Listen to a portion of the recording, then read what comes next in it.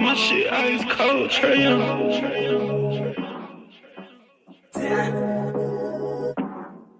And you know I wear my heart on my sleeve. You hitting all the reads, pack your shit like you finna leave. I go and hide your keys, put you in position to win. Bless you without a sneeze, but you down in all the VV. Yeah, we was getting cheese. Overplay my part, I can't breathe. I feel the pain in my lungs. I thought we really was one. My heart cold like Trae Young.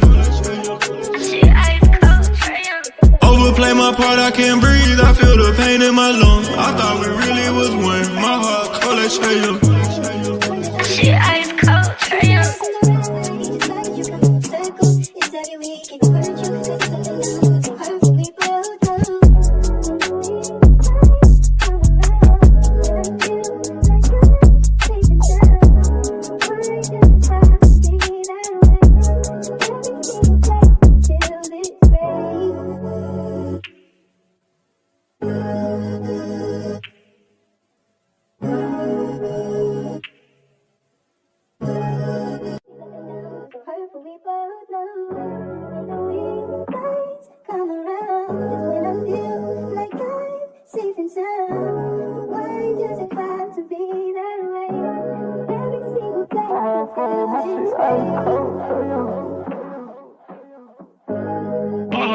My shit ice cold, Trae Young.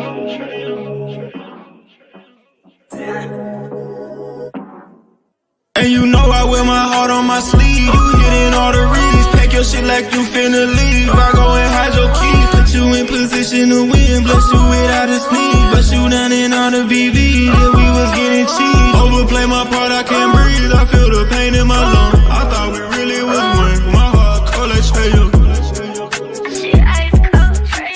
Overplay my part, I can't breathe. I feel the pain in my lungs. I thought we really was one. My heart cold like Trae Young.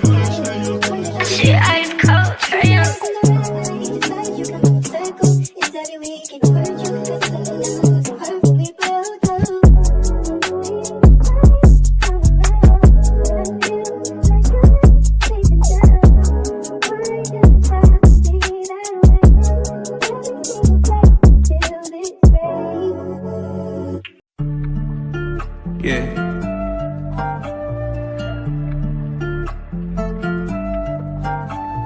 Swooping in just like a hawk, translating on a pick in the park.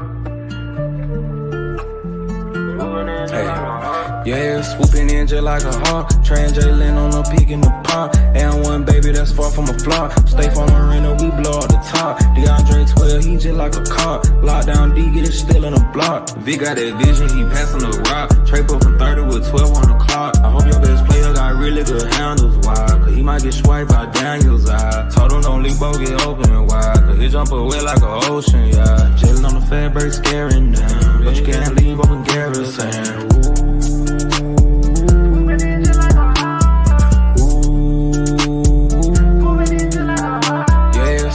Just like a hawk, translating on a peak in the park. And one baby that's far from a flop. Stay from the rental, we blow up the top. DeAndre 12, he just like a cop. Lockdown D, get it still in the block.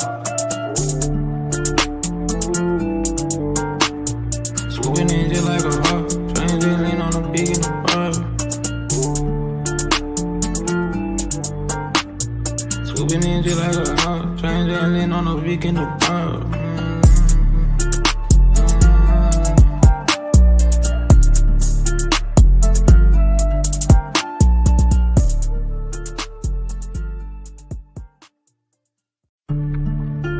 Yeah.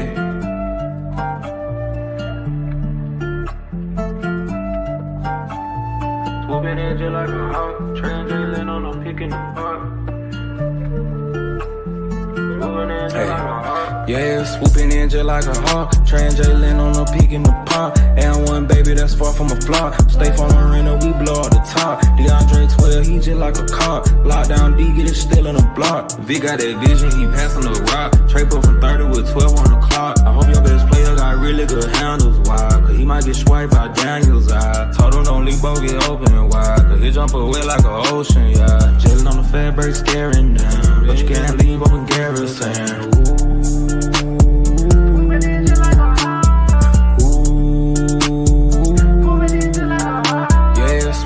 Just like a hawk, Trey and Jalen on the peak in the park. And one baby that's far from a flaw. Stay from arena, we blow up the top. DeAndre 12, he just like a car. Lockdown D, get it still on the block. Swooping in just like a hawk, Trey and Jalen on the peak in the park. Swooping in just like a hawk, Trey and Jalen on the peak in the park.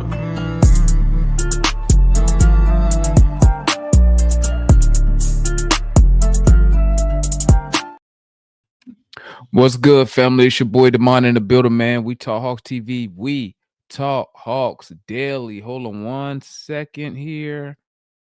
I forgot to double check my mic real quick. Samsung. Yeah, there we go. We Gucci. Yeah, we Gucci. What's good, my Atlanta Hawks family? Welcome to the 8 o'clock show, man. Just wanted to tap in with y'all, man. I'm in a couple Hawks chats. And you know, checking out the discourse, and you know, it's a lot of unhappy Atlanta Hawks fans. A lot of unhappy Atlanta Hawks fans, whether it's with the coach, whether it's with front office moves that was made, whether it's my son cooking, Cujo. Guess what? His name Demond. So guess what? Demond is cooking. My son already got the turkey prepped, everything, and he nice with it. He nice with it. I'm gonna show you one of these. I might have make me some more ribs, and I'm gonna take a picture of them. Ooh wee! Once he develop a sauce, it's a wrap. It's a wrap. But yeah, you know, I'm in a couple of Hawks discourses, man, and I've seen people upset on, you know, the team's performance last night, the team's performance without Trey, the team's performance against good teams versus bad teams. And you know, some people saying we rebuilding, some people saying we're trying to win. Listen, man, I'm gonna keep it a buck with y'all, okay? I want you to think about this. I want you to think about this, right? When this past offseason, when they go and sign when they trade for Porzingis, when they sign Alexander Walker, when they sign Luke Kennard, what was 99% of the fan base saying? What was 99% of what the fan base was saying when we made those free agent moves this offseason? You know what they were saying? They were saying we finally have a team around Trae Young. Think about that. And y'all correct me if I'm wrong. 99% of the fan base was saying we finally have a team around Trae Young, or they would either say this is the best team around Trae Young since he's been in Atlanta. Right? So ask yourself this: if this team was built around Trae Young and Trae Young is not playing, are you surprised that the team struggles offensively? Are you really surprised that the team struggles offensively? Okay, we have a under 500. Matter of fact, I'm not even gonna sit here and try to remember anything.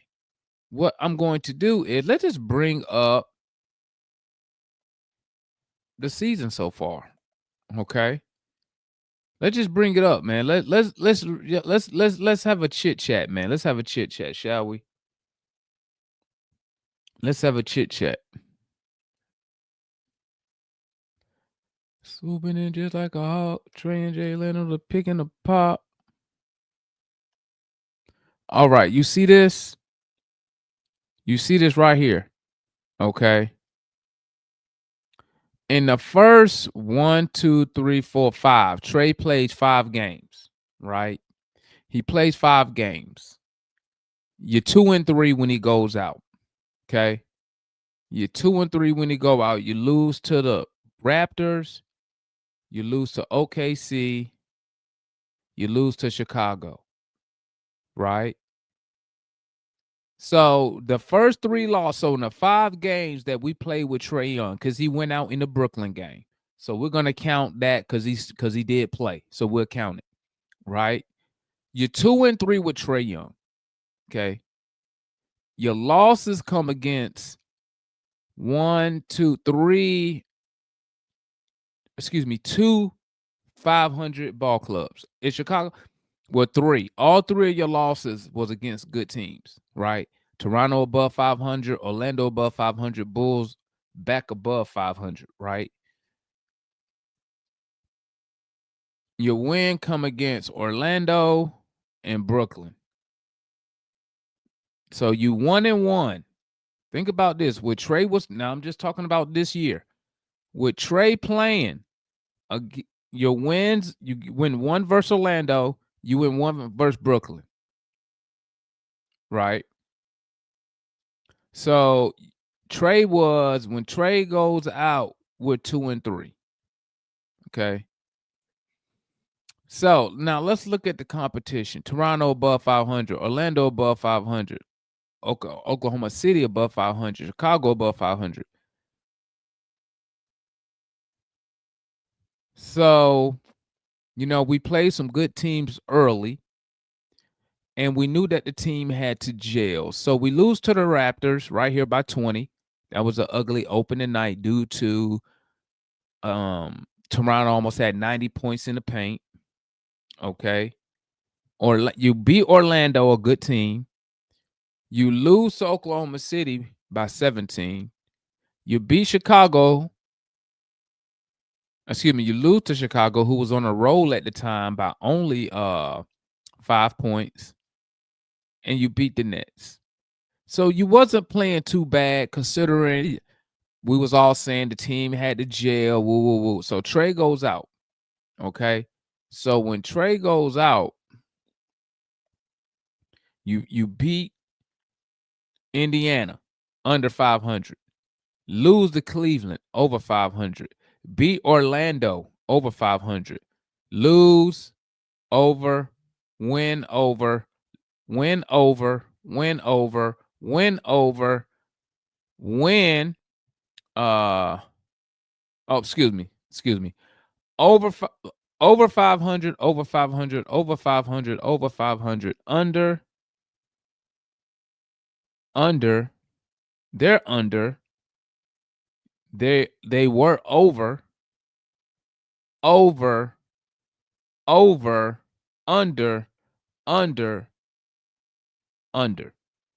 So we are beating bad teams, guys. You're beating bad teams. Okay. So, and like I told people, this is what we supposed to do. We supposed to be beating these bad teams. Okay. We supposed to be beating these teams. But here's the run right here. 1, 2, 3, your next 5 games. Nuggets, Clippers, Pistons, Philly, Cleveland. I ask you, without Trae Young, how many games are we going to win in the next 5? If you was betting money, how many games are we going to win out the next 5?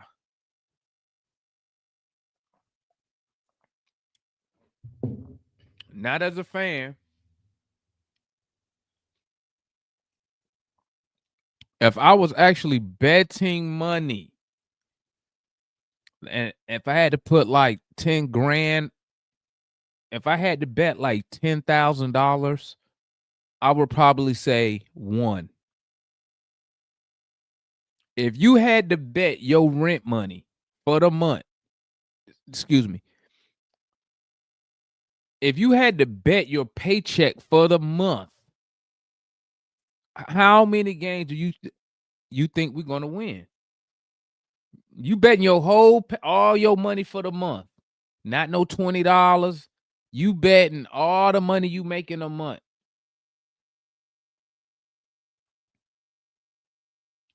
If I was betting all my money, I would bet one game. I would bet one. I think we could beat the Clippers. I don't know about the Nuggets. Detroit, we already lost to them already. Philly, Cleveland.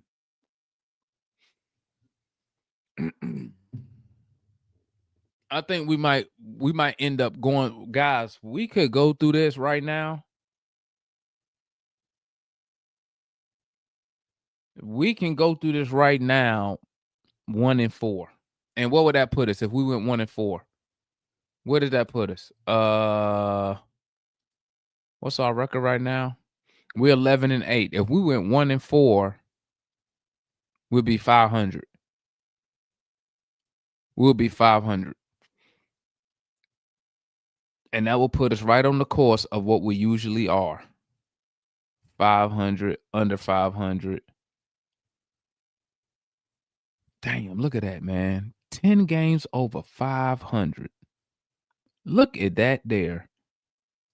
Don't let first in the division. 10 game, man. Good times back then, good times. But we're 11-8. If we go 1-4, we'll be a 1,200 ball club, man.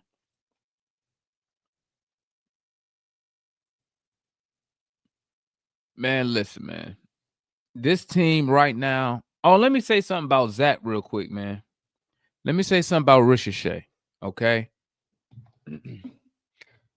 I don't know why Atlanta Hawk fans allow other fans to talk trash about Zach when we're speaking about production, okay? We know that Zachary Ricochet is not getting nearly the opportunity like you see Sar's getting for the second year in a row. Sar has like the ultimate green light to do whatever he want to do out there. I mean, y'all should be able to see it. Quinn is only playing the guy 21 minutes a night. He did it all last season. This year, he's doing the same thing. You know, Zachary Ricochet is not having the opportunity to go out there and learn while playing.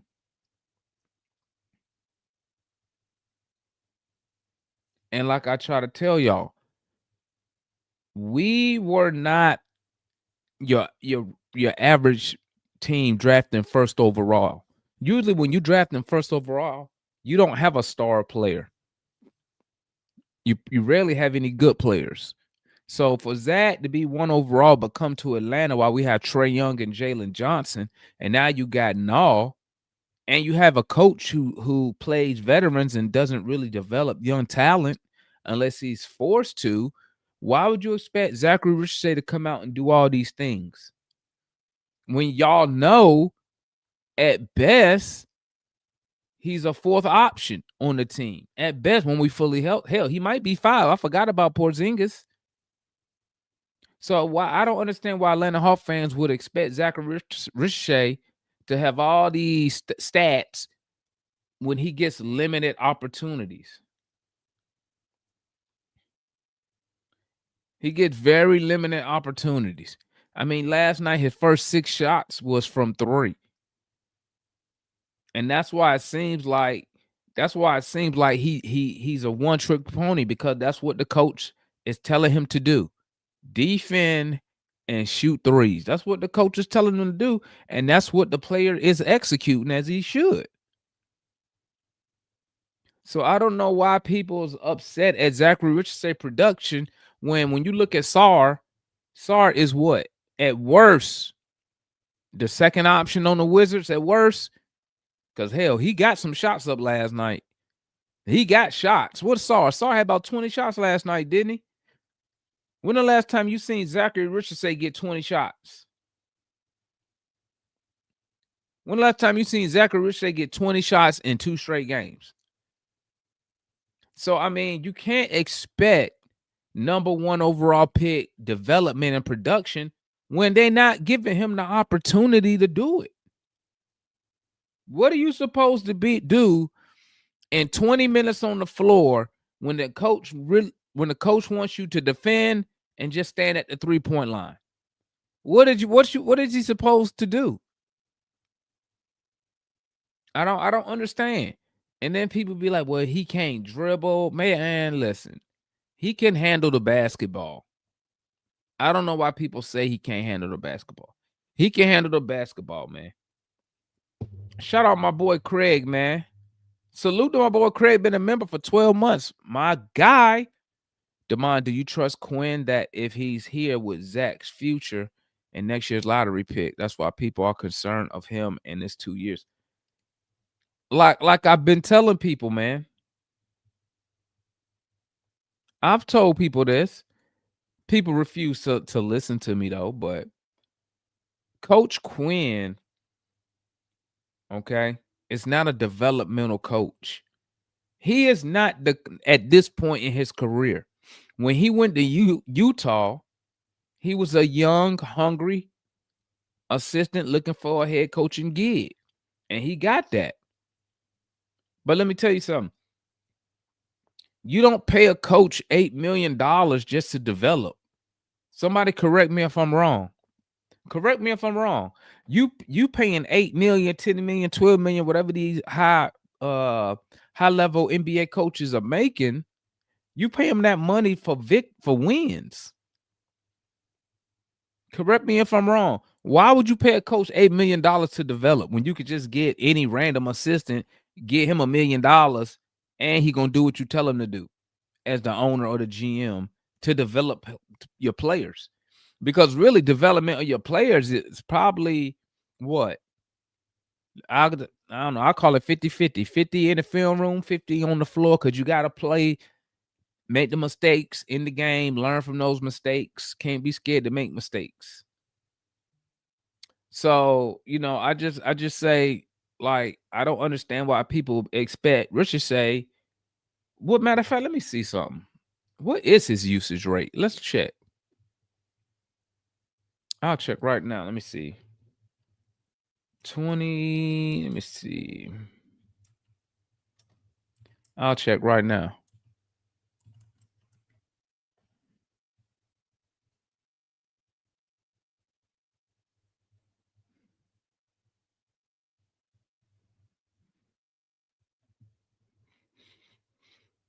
Let me see if they got it listed.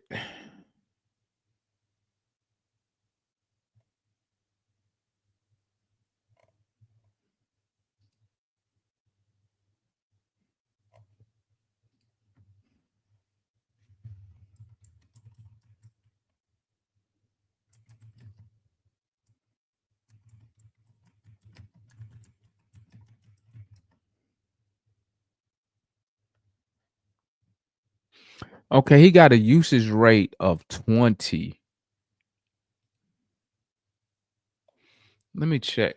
What is that? What does that fall at?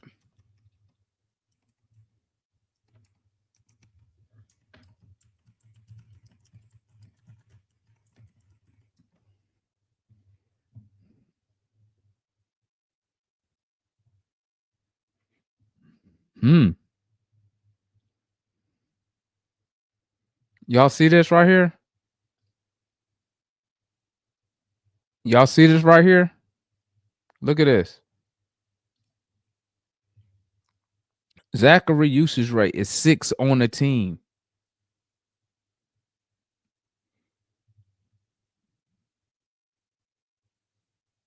His usage rate is 6. So I don't understand why people expect him to have these crazy numbers. 24 minutes. I mean, giving you 11 points. Definitely got to get his 3 ball up. His 3 ball not looking too good. But he giving you he 6. Let me think of somebody else. Hold up.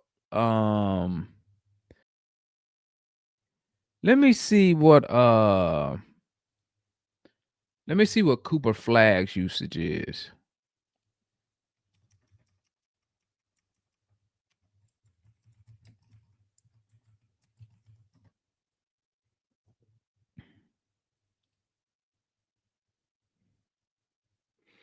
Damn, Cooper Flag is higher than Zach.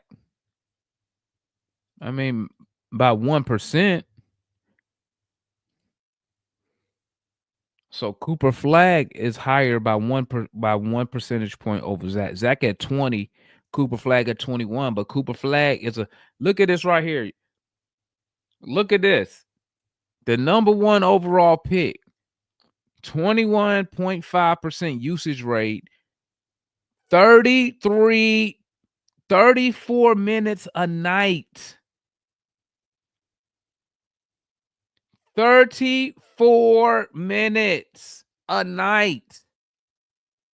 That's how you develop your young player.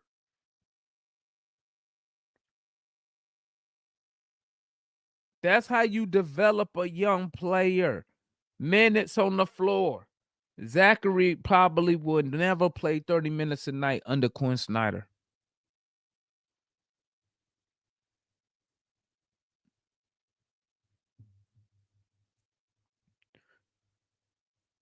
I'm showing y'all that so your expectations for Zach is not unrealistic. Then you wonder why, people saying he's a bust because we're not developing him. Why are we not developing him like a true number 1 overall pick? Because the Atlanta Hawks are trying to compete and win ball games. Quinn Snyder's trying to coach and win ball games. Quinn Snyder priority. Zachary's development is not a priority. Quinn Snyder right now. Quinn Snyder is trying to win basketball games. That's the difference. The Mavs are not trying to win basketball games. That's why you can take your number 1 overall pick and play him 30. Let's look at it last year. Let's look at it last year. Hold up. 24, 25.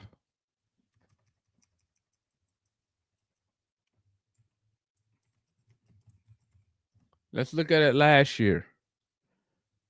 What was he at last year? Still at 20. Bro, all his stuff is almost the exact same. Do y'all see this? Look at Zach from last year.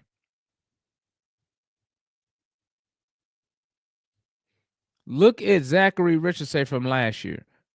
20.9. Bro, it's almost the exact same.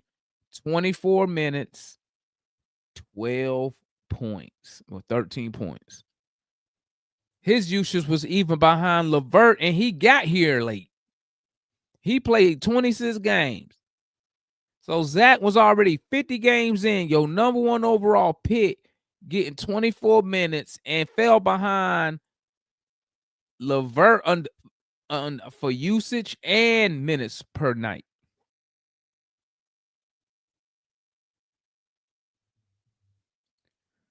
That's why you're not getting the production and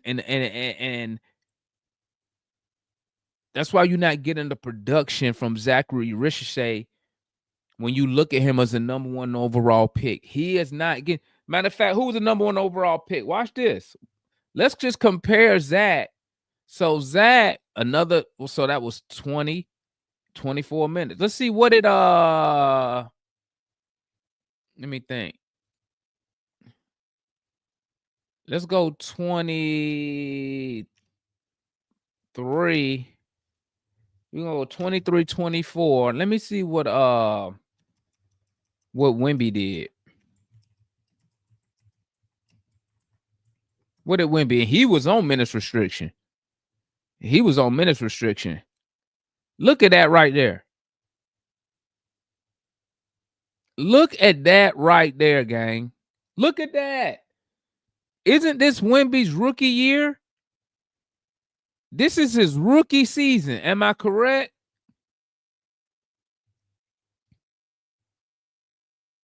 This is his rookie year, 23-24. Let me know if I'm wrong. So in his rookie year, his first year in the NBA as a number 1 overall pick, 30 minutes a night, 32% usage. Why? Because they wasn't trying to win games. They was trying to develop their franchise corner piece. Okay, what year did Paolo come up? Paolo came the year before Wemby, right? So let's go 22, 23.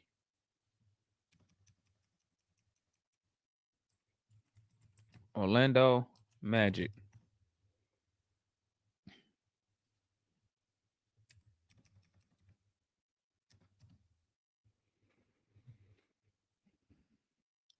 %27% usage rate, 34 minutes a night as a rookie.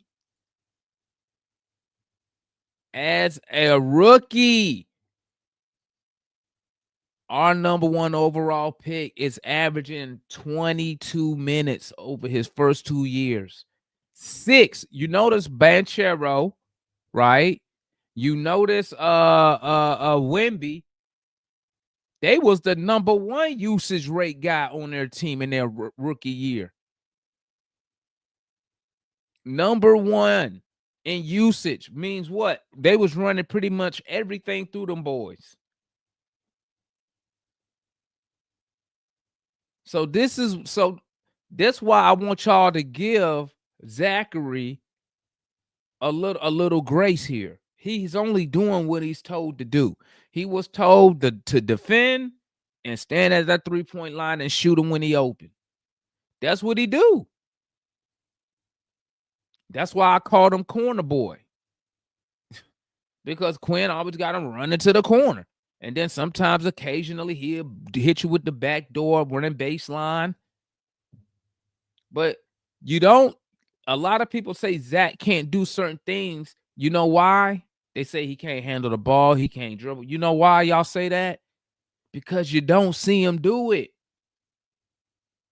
Because that's not what they want him to do on this team right now. They don't want him to do that. Even though if you watched him in Euroball, he said it.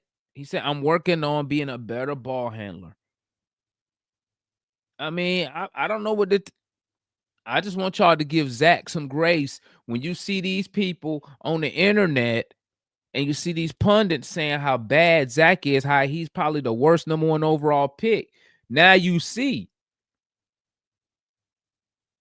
he's not getting the minutes that these dudes was getting as a rookie. These dudes was getting these minutes because that's their cornerstone of the franchise. When you pick number 1 overall, that dude's supposed to be a cornerstone.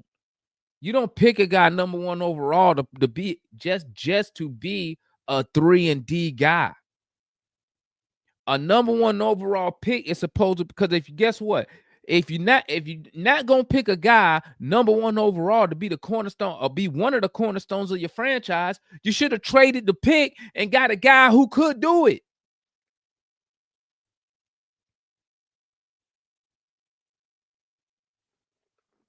Like, it gets on my nerves when I hear Hawks fans talk about Ricochet and then be agreeing with these dudes when they say, "Oh, Zach ain't good." Blah, blah, blah. He's not getting the opportunity. Matter of fact, let me look at Alex Sarr.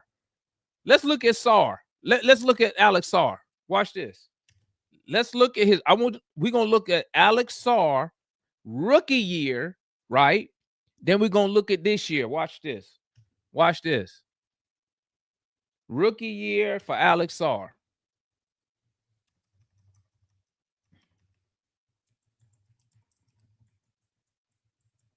Let's see where Sarr's at. Let's see. Alex Sarr as a rookie, 23. You see this? Even as a rookie, he was getting 27 minutes a night. 27 minutes a night. He averaged 12 attempts a night. He was 7. He was getting, look at that. Even 67 games, right? 67 games. Look at these dudes in front of him. Now, obviously, some of these players came and some of these players left, right? Because Kuzma played the first 32, then they traded him, traded Butler, right? But look, even as the 7th guy, he still got more usage than Zachary Richardson. He still got more usage. Now, let's see what he's doing this year. So they got Sarr at 23.5 and 27 minutes. That was his rookie year. Rookie year. Let's see what we got here. Let's see what they did this year. So 24, 20. So we're going to go 25, 26. Let's see what they're doing with Sarr this year. Look at that. Look at that. Usage went up. He's the number 1 usage guy on the team. Minutes went up another 3 minutes. Shots went up. He taking another 3 more shots. That's how your development's supposed to work, guys. That's how your development's supposed to work when you're dealing with a number 1 overall pick.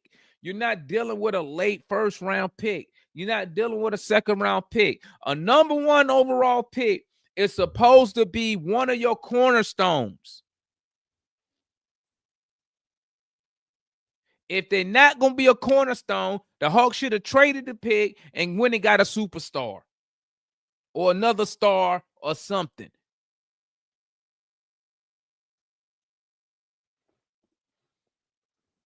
So I'm just saying, when y'all see these people saying Zachary Richardson say it's not good as Cooper Flagg, not good as Alex Sarr, or we should have took Sarr, it's because Sarr is getting developed. He's getting opportunity. If you watched the game last night, tell me Sarr wasn't doing what he wanted to do out there. Tell me Sarr wasn't taking any shot he wanted. Sarr, man, listen. Sarr didn't have to look over his shoulder if he took a bad shot, missed a shot, turned the ball over. Did he? No.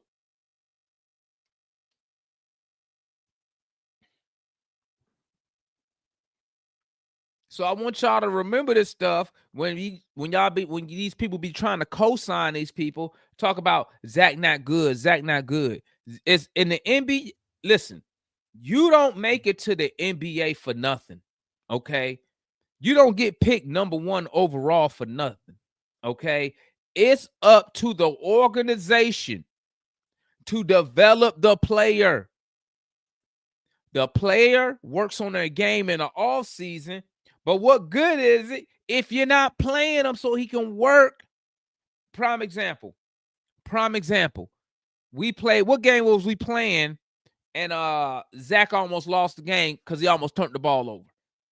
You know what I said on that live stream? You know what I said? That's what happens when you don't have your guy on the floor when at the end of the game.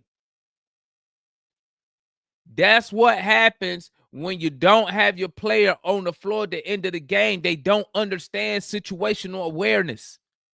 That's why he looked confused. Should I shoot this easy too? Should I pass it out?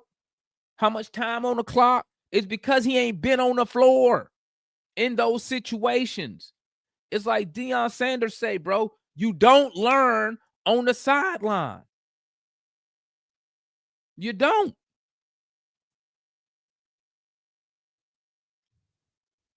And that's what I be saying about Zachary Richardson.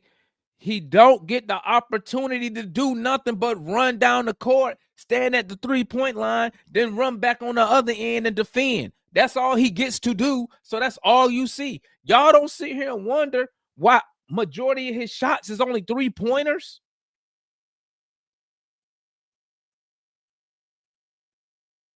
Y'all don't sit there and be like, damn, his first 6 shots just threes. He ain't doing shit else.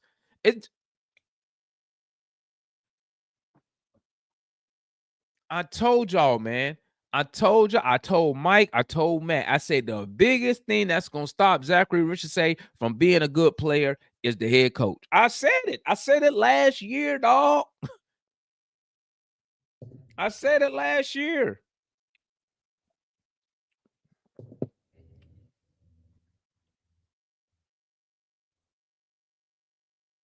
And I'm going to tell you like this, man. The Atlanta Hawks really dropped the ball with his development last year. Last year, when we really didn't have nothing to play for, after we got knocked out that NBA Cup, Zach should have been getting 30 minutes a night. You should have been running all this stuff through Zach.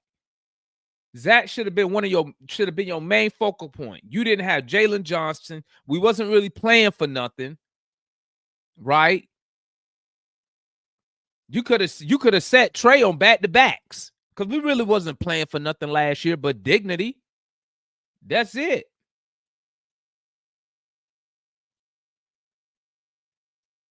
You could have played him 30 minutes in the second half of the season just to let him get the reps.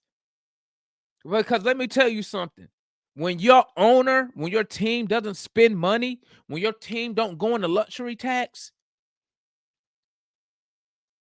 how do you get good players? You have to develop them when you draft them.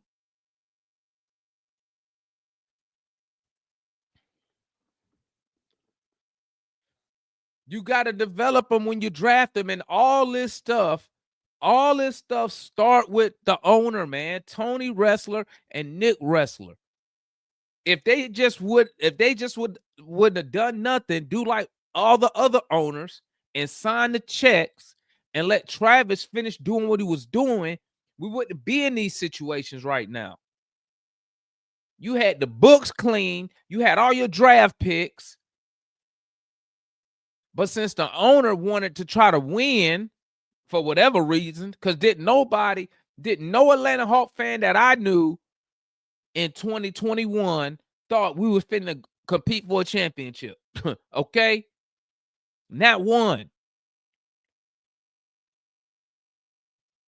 If he just would have let the season play out, we would have been back in the lottery.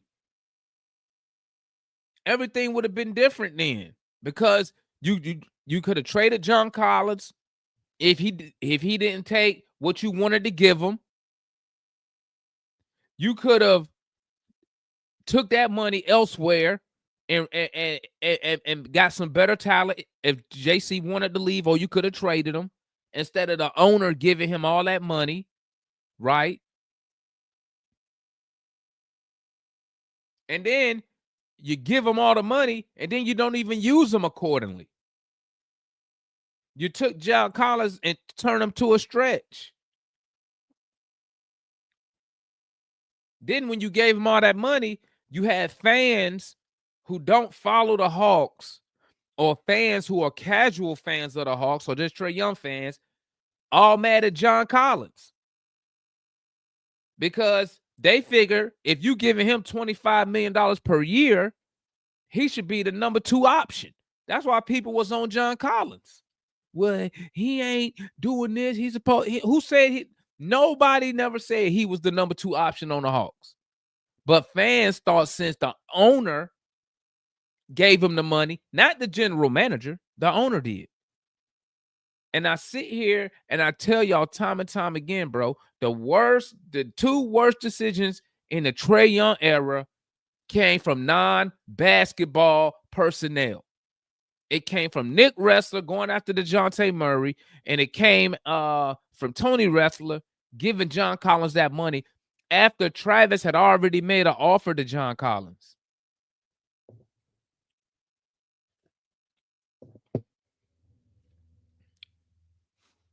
Now you look at the situation we're in now. Then you go out. You go out and you do all that begging all that pleading to get you go all the way to Costa Rica. This dude's in Costa Rica. You go all the way to Costa Rica to get Quinn Snyder because the front office is all jacked up. They up there backstabbing each other, going behind, doing Travis dirty. Nate McMillan quit.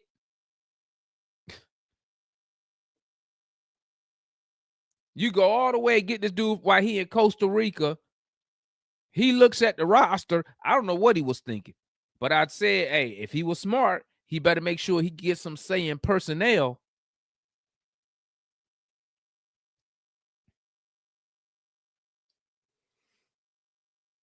And now you paying a coach $8 million. You're paying a coach $8 million. Quinn Snyder, you don't pay a coach $8 million to come and develop talent. You pay a coach $8 million, $10 million, $12 million to win games.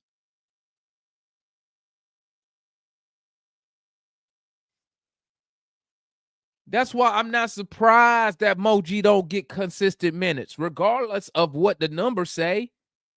I'm not surprised Zachary Richards say only getting 20-some minutes a night. What did I tell y'all last year? What I tell y'all? I told you Quinn Snyder is trying to win games, okay?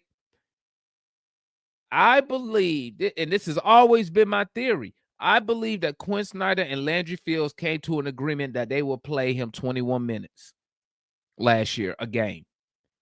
That dude, let me tell you something, man. When people try to come up here and tell me about, because that dude 19 years old, guess what? I've been 19 years old. Guess what I was doing at 19? Playing sports every day, especially basketball. I could understand if it was football, but basketball, baseball, man, and you 19 and you can't, what? That's how I knew that was phony. That was fugazi.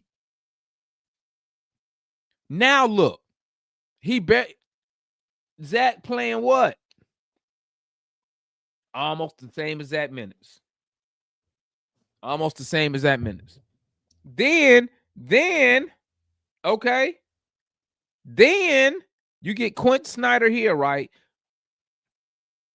How many times has Quinn Snyder said we need to shoot better from three? How many times in them press conferences would he say, remember last year he was saying we need to get 43s up a night, 45 threes up a night? Remember that when he would say that in the press conference? Got to get more threes up. Got to get more threes. You don't have no three-point shooters.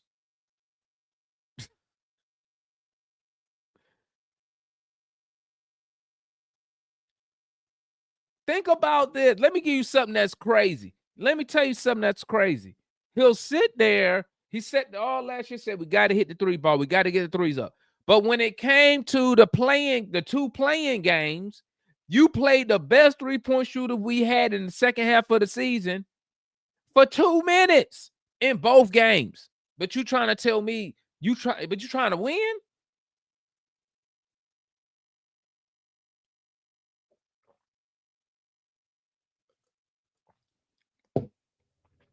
You playing 5 out with 9 3-point. Let's look. Let's look together, y'all. Let's go. Let's look. Let's go to 2023, 2024 Atlanta Hawks. What did we shoot? Let me see. I want to see something. Stats. What did we shoot as a team from three? Okay. So we shot 36% as a team from three. That was 17th. Okay. Look at that. Green right there. Green. 6, 7, green. 23, 24.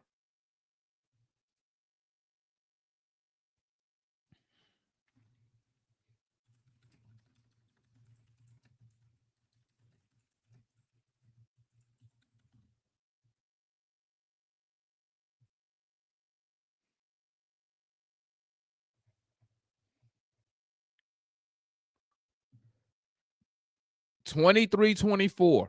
Okay. So Nate McMillan, right? Nate McMillan quits at the beginning of 2023. Okay. Remember that. He quits at the beginning of 2023. Okay. So this right here is 23-24. So you're shooting what? You were shooting 36%. What did we do the year after that?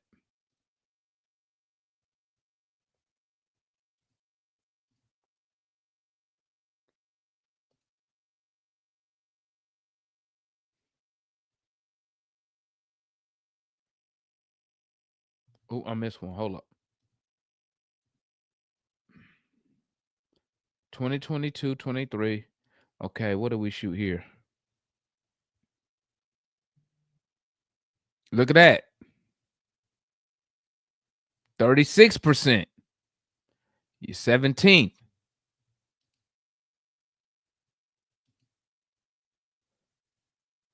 35%. You're 18th.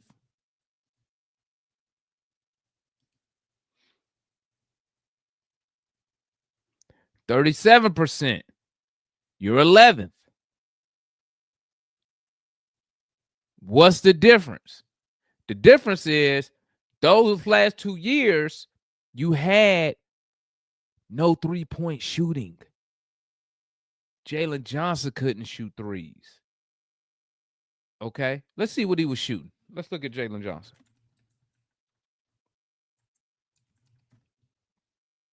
Let's look. What he shooting from three this year? This year, he's shooting 33% from three. No, excuse me, 38%. Look at that. 38% from three. You can call it almost 39, 38.6. He's a career 33% shooter from three.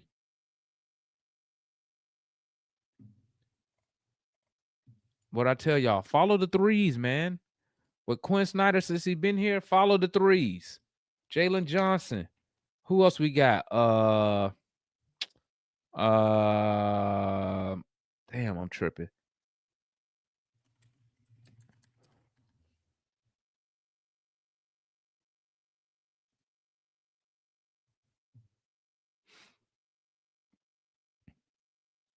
Look at that.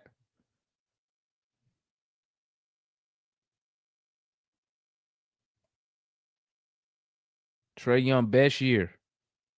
Right here. 38% from three. Follow the threes, guys. Follow the threes. Follow the threes.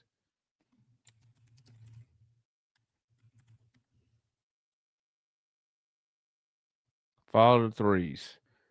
31, 31, 34, 19. 19%. But when you look at guys like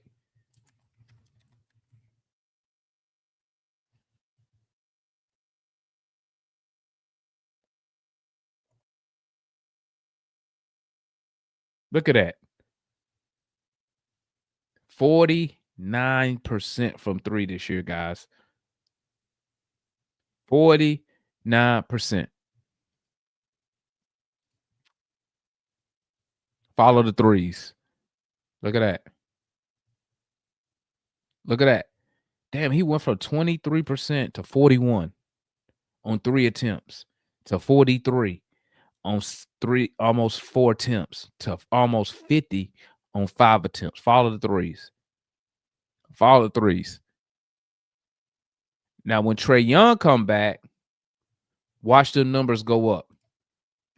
Hold up, Vit. I got Vit.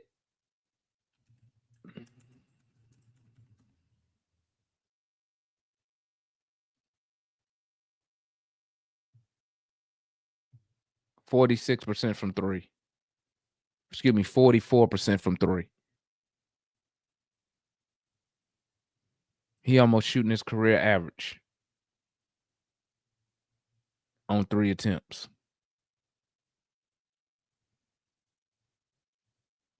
This what we need right here from Luke Kennard. 45% on 6 attempts. That's what we need from Luke Kennard right there. Listen, guys.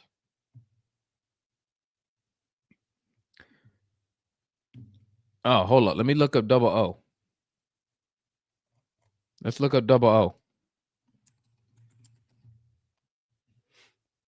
He got to be shooting over 40% from 3. Got to be. Yep, 41%. So what you're seeing this year, guys, is the 3 ball is actually going in this year. And that's what I was explaining to people when they were saying, hey, y'all look better than Trae Young. And what I was trying to tell them was, bro, the biggest difference that you see this year is that 3 ball is going in. That's the biggest thing you see is the 3 ball going in. So when Trae come back and that 3 ball still going in, you're going to see us put up we're going to put up way more points. We're going to put up way more points. But you have to play. Okay, let's look at the defense then. Let's see what we rank at. Let's look.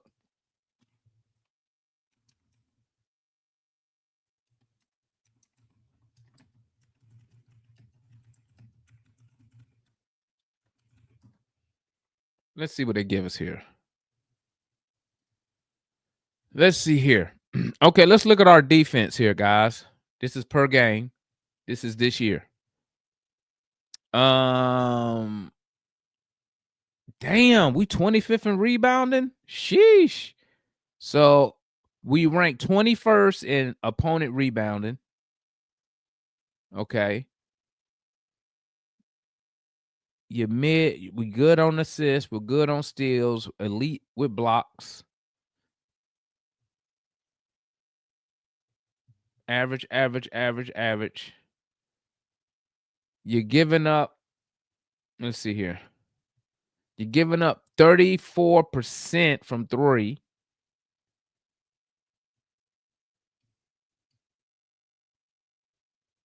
You're 23rd in offensive boards. 7th. So this is what I want y'all to watch right here, guys. Over the next 5 games, 4 of the opponents are over 500. Okay? 4 of the opponents are over 500. Can we hold them under 34%? Because we about to have a good stretch of games where we're playing nothing but good teams. So we got 4 games against teams over 500. Can we hold them under this right here? Because, see, at this point, guys, what I'm looking at is I'm looking at how we perform against good teams. I'm not looking at how we perform against bad teams, because we should be at the point as Hawks fans to where we know we should beat bad teams. Like that Wizards loss last night, to me, that was unacceptable. That was an unacceptable loss to me, because it looked like the Wizards came out with so much energy than we did. You feel me? But I'm gonna drop this link, man. We got about 15 minutes, man. I got a couple minutes. Anybody want to hop up here real quick? Anything you got to say real quick? Tap in with your boy. You know, it's an interactive channel right here for the fans of the Atlanta Hawks. If you need to tap in, come tap in with your boy. You know, but I mean, I'll tell you like this, man. If we could survive, if we can go 500 till Trae get back, man, I'm with it. What's good, Juan? Man, first of all, happy Thanksgiving to you and your family. You too, my boy. Y'all on that 4-day weekend? Yeah, you know how I go. I told the company come in civilian clothes. I had some majors like, you know, if it's on me or it's on you to tell uniform. It's like, that's your job. It's like, it's on you. I say less. I like, come on, boys, come on in civilian clothes. Hey, that Yeah. 4-day, man. I ain't gonna lie, I be missing up civilian land. Be like, you working day before Thanksgiving, Yeah, I and know. hey, some jobs you working on Thanksgiving. So I I ain't. know. It's crazy. I ain't looking forward to it. Like I appreciate it. It's like a 4.5 day, you know what I mean? Mm-hmm. Because I got off at like 12 o'clock today. And then I don't go back to Monday. But anyway, man, you made a good point. Yeah. The 3 ball is hitting. What's up, John? Happy Thanksgiving to you and your family. Thank you, sir. Thank you, Yep. sir. Demond, you just made a good point. The 3 ball is falling. You know what I mean? You got Double O shooting over 40%, which I was surprised. He's shooting 40% from three, 50% from the field. Like, if you get that free throw up 90, he'd be 50, 40, 30, 90, which is Mm-hmm. impressive. You know what I mean? Vic hitting his threes. No, when he's on, he's hitting his threes. You know what I mean? So we do got a couple of 3-point shooters. Asa, when he plays a little bit, you know, he makes his threes when Quinn does play him. But that's why, yeah, that's why the Hawks offense looks so much better because the threes fall. Vic has 3 games over 20 points this year. Like nobody's talking about that. You know what I He's mean? shooting Like 3 games. 50% from Yeah, 50% from he, three. he's one of the top 3-point shooters in the game right now. You know what I mean? That's why him playing other night playing 30 minutes and only taking what 1 shot, 2 Yeah, one shots, shot. Yeah, unacceptable. yeah, and then Kennard shooting 40% too. You know what I mean? Even though he's shooting But like 3 a game. he do more dribbling and passing than shooting. Yeah. Um, I'm in the same boat with you, and I mean we've been kind of like um pretty much on the same page with a lot of stuff of recent, man. The bad teams, I don't care too much for them because you're supposed to be beating them to money. And Washington was an anomaly, man. Like they talked about us so bad today, like it was ridiculous. You know what I mean? Even Brian Scalabrine was like the Hawks were supposed to win that game. He's like that's a really bad loss. He said maybe because we've been on the road too long. Because we played 12 games on the road and 5 at home. Like we got the most road games in the East right now, which is Yeah. ridiculous to say the least. But then he also said, like you got to win that game. Like that, those guys on pace for 7 wins this year, man. 7 wins, bro. Like and we got destroyed by them. We finna go through the gauntlet. You just said it. Detroit, Cleveland, Denver, all of them this week coming up. And so you finna really see what this team is made of. Yep. Especially on that defensive end, man, because what was it? We 23rd in rebounding. It might get real ugly when we play Joker. Joker might have a 30-20-20 game. I hope not. Mhm. I hope I not. You know what I mean, mean? I could see it happening, especially if KP playing. Yeah, but the role he's been on, where he averages a 30-point triple double every game, like it's quite possible that can happen. We don't have nobody to guard him. No, we don't. Um, the Dyson Dames thing, man. I know you didn't bring it up. Some got to happen. He got to go see a shrink or something. The brother just his confidence powers are just gone, man. They completely gone. You know what I mean? Like he gets in the lane and he's looking to pass. He's not even looking to score no more. He's just looking to pass. And then, Jalen, like he's playing 40, 41 minutes a night. He don't even get rest no more. You know what I mean? Is this affecting him in the second half? Possibly. Because now he's carrying the offensive load. And so it's just a lot of things that's starting to show its ugly head over the last week. I didn't even know we was 2-3 over the last week until I checked the stats. So we've lost 3 games out of our last 5 over the last week and a half, and 2 of those opponents have been over 500. And that's I what I mean, keep man, trying to explain. I keep explaining. And that's why I said this one. These next 5 games, even though the Clippers, I think, are still under 500. Yep. Watch that 3-point shot. Can we hold good teams to under 34%? See, it's easy. That's what I was trying to tell people when they bring out these numbers. I'm like, the numbers can tell a story. It don't tell the whole story. Like if we go out there and we playing the Pacers, I would say the Wizards, but they just beat our ass. But a team like the Wizards, your numbers should look amazing. Yep. Because guess what? You know what you ain't seen or you heard in a couple days? What's that? And you ain't heard none of them pundits come back out talking about the Hawks good without Trae Young. They've been quiet. Exactly. Yeah.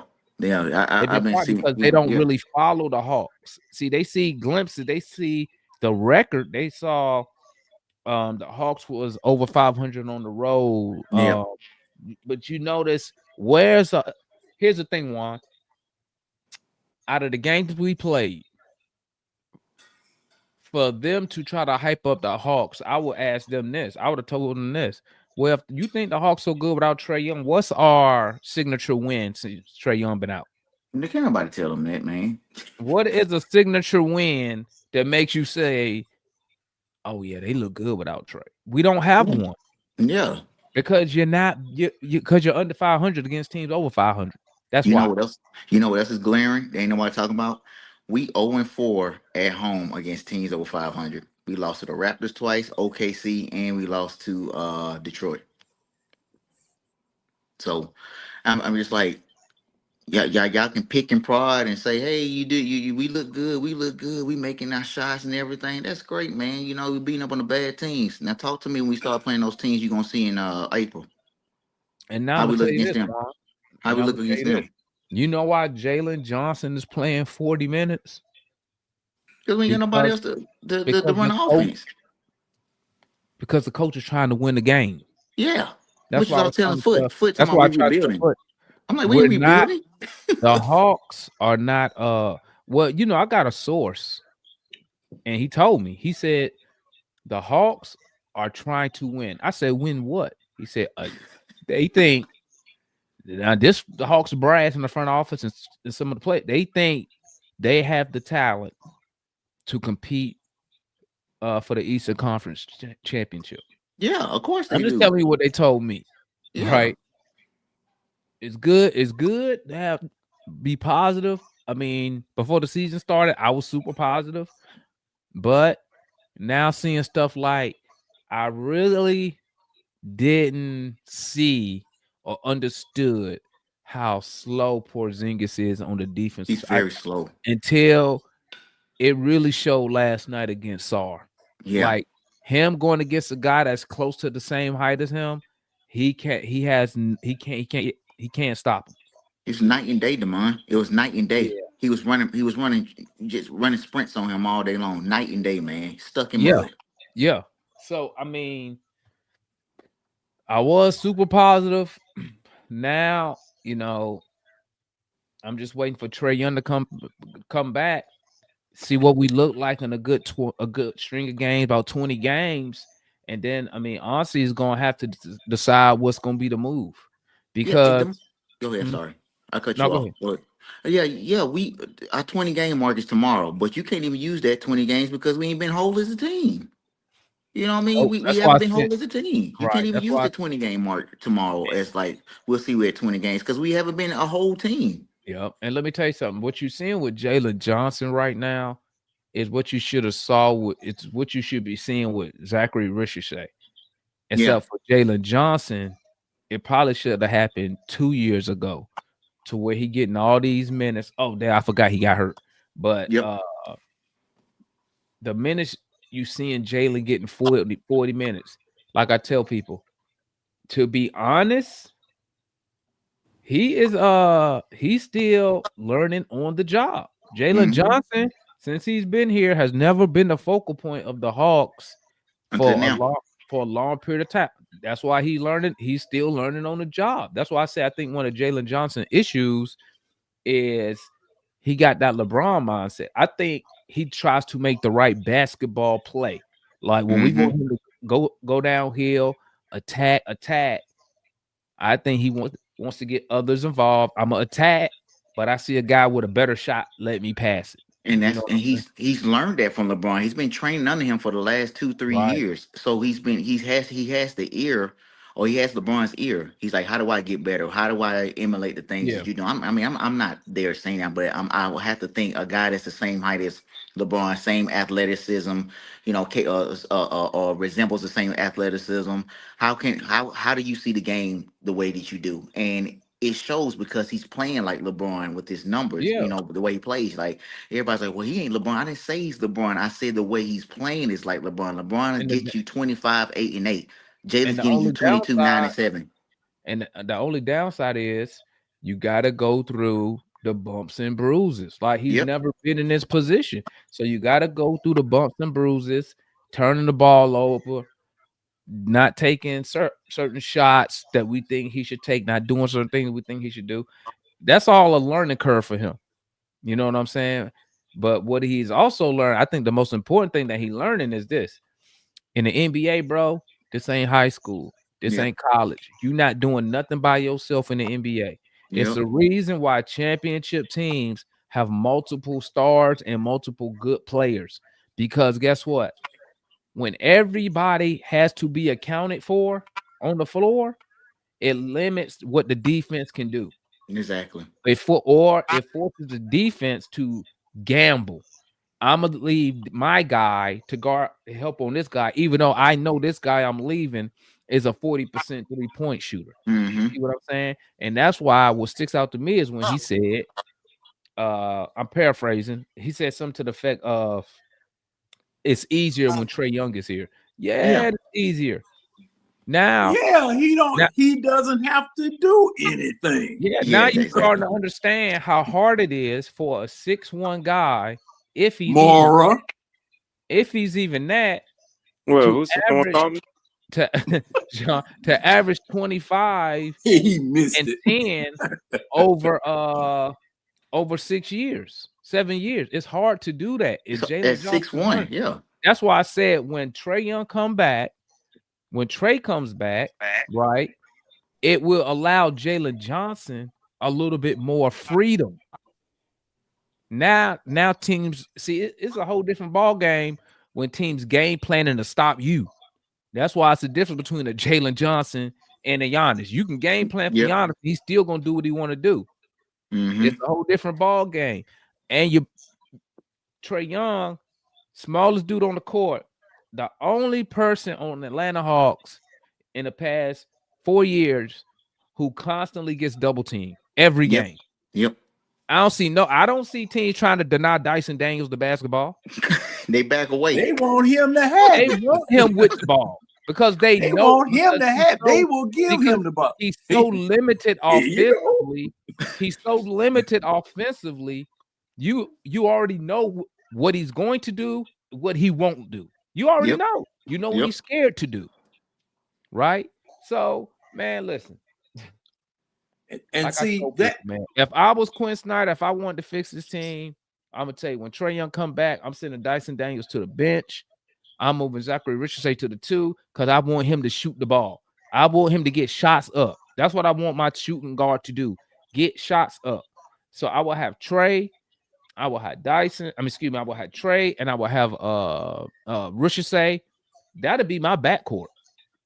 Small forward, power forward.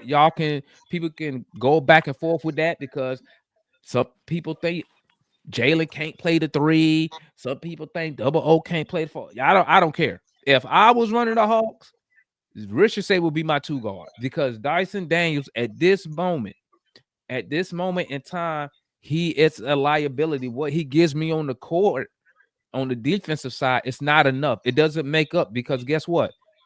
Just like people say you playing 4-on-5 on defense with Trae Young, guess what you're doing on the offensive side? 4 or Depending 5. on who the gang, you're playing 3-on-5. When Yeah, he that's got Dyson out there, I mean, some people count Keaton Wallace as a negative. So I mean, like the Hawks, listen, that's what I would do.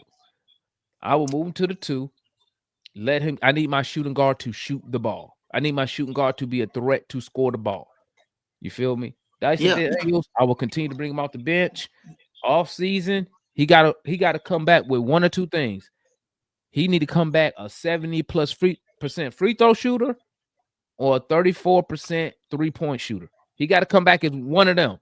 Yeah, Damon, he's not scoring enough from the shooting guard position, and I don't want to hear fans talking about, well, that's what now he's brought in here to do. You know what I mean, brother? He averaged 14, 15 points, from 5 points a year ago in New Orleans. And So he we had know he's 3 capable. attempts from 3. Yeah, we know he's capable of scoring. He had multiple games where he had 25 points last year, or 22 points last year. So we know he can score for whatever he had, whatever regression he fell into.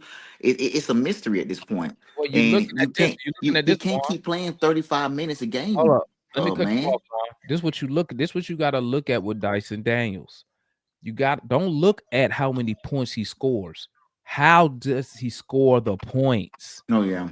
And that's why I said it's cool in the regular season with Dyson Daniels doing his little dribble in the lane. Everybody know what they're gonna do, right? When it comes to the playoffs, when they pack the paint, Yep. when they slow the game down and he can't get the penetration, right? Because guess what? Just like you saw last night with why do I forget his name all the time? With Buddy Gardner. Chris Middleton. Middleton guarding him. While Dyson was at the 3-point line, Middleton was in the paint. Yeah, it was in the paint. He had 1 foot in the paint because they know he won't. They know he won't even shoot the 3 with confidence. So when the playoffs come, you're gonna have to bench Dyson Daniels. And then when you think about it, Juan, go back to when the Pelicans was in the playoffs. What happened to Dyson Daniels? Yeah, they put him on the bench. He got benched for Alvarado. Yep. When Australia played, what happened? He got benched because his defense doesn't make up those steals. This is the thing with Dyson Daniels' defense, right? His defense is not that impactful like people think it is. The dude averaged 3 steals last year, and the Hawks still was giving up 120 points a night. Yep. So what impact did those 3 steals really make in the grand scheme of things? You feel me? I got a I got a question too, Demai. I got a big question. Why? What's up? Hold up. What's up, John? Go ahead, John. I got a show to do in an hour, so I'm just gonna say this, and you guys can go ahead. And good to see you, Jay and Mara.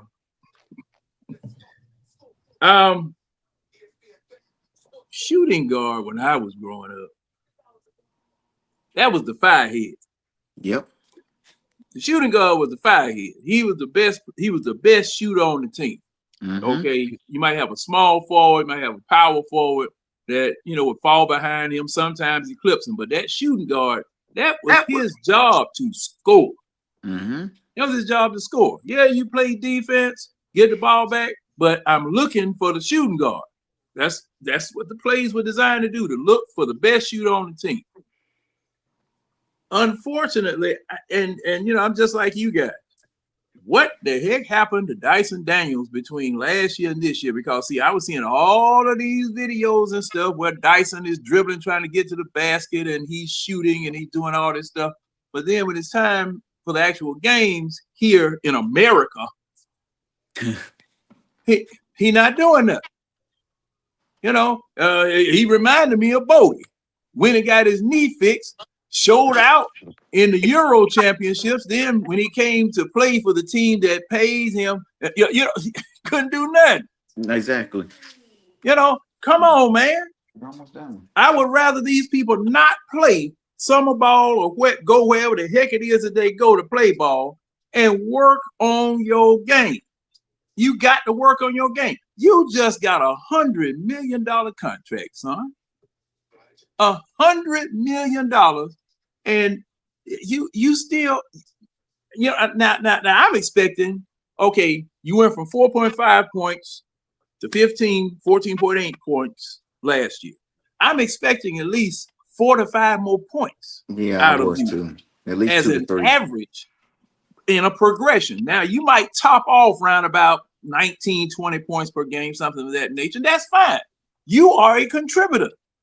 At that particular rate, you are a contributor. But at this particular point, man, look, we know you can steal. We know you the great barrier thief, as everybody says. But that don't put no jelly on my bread. Mm-hmm. That's not scoring no points. And I got to have points.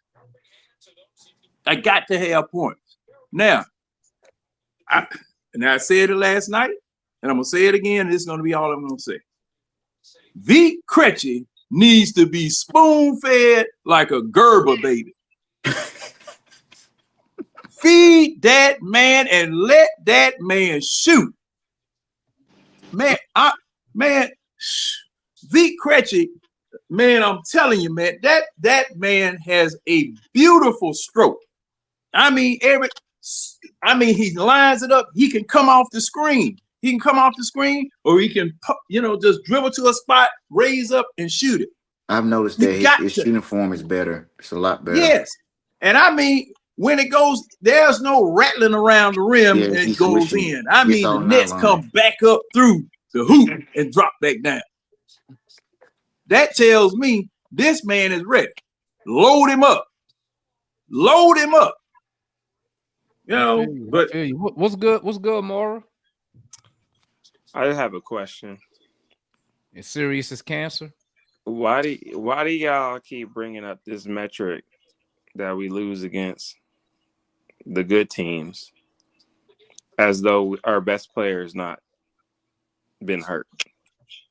Oh, you know why I bring it up? Because when people say we are better without Trae Young, that's when I bring it up. That's when I bring it up. You don't feel like when we play the over 500 teams, which are the better teams, having our best player doesn't make a difference?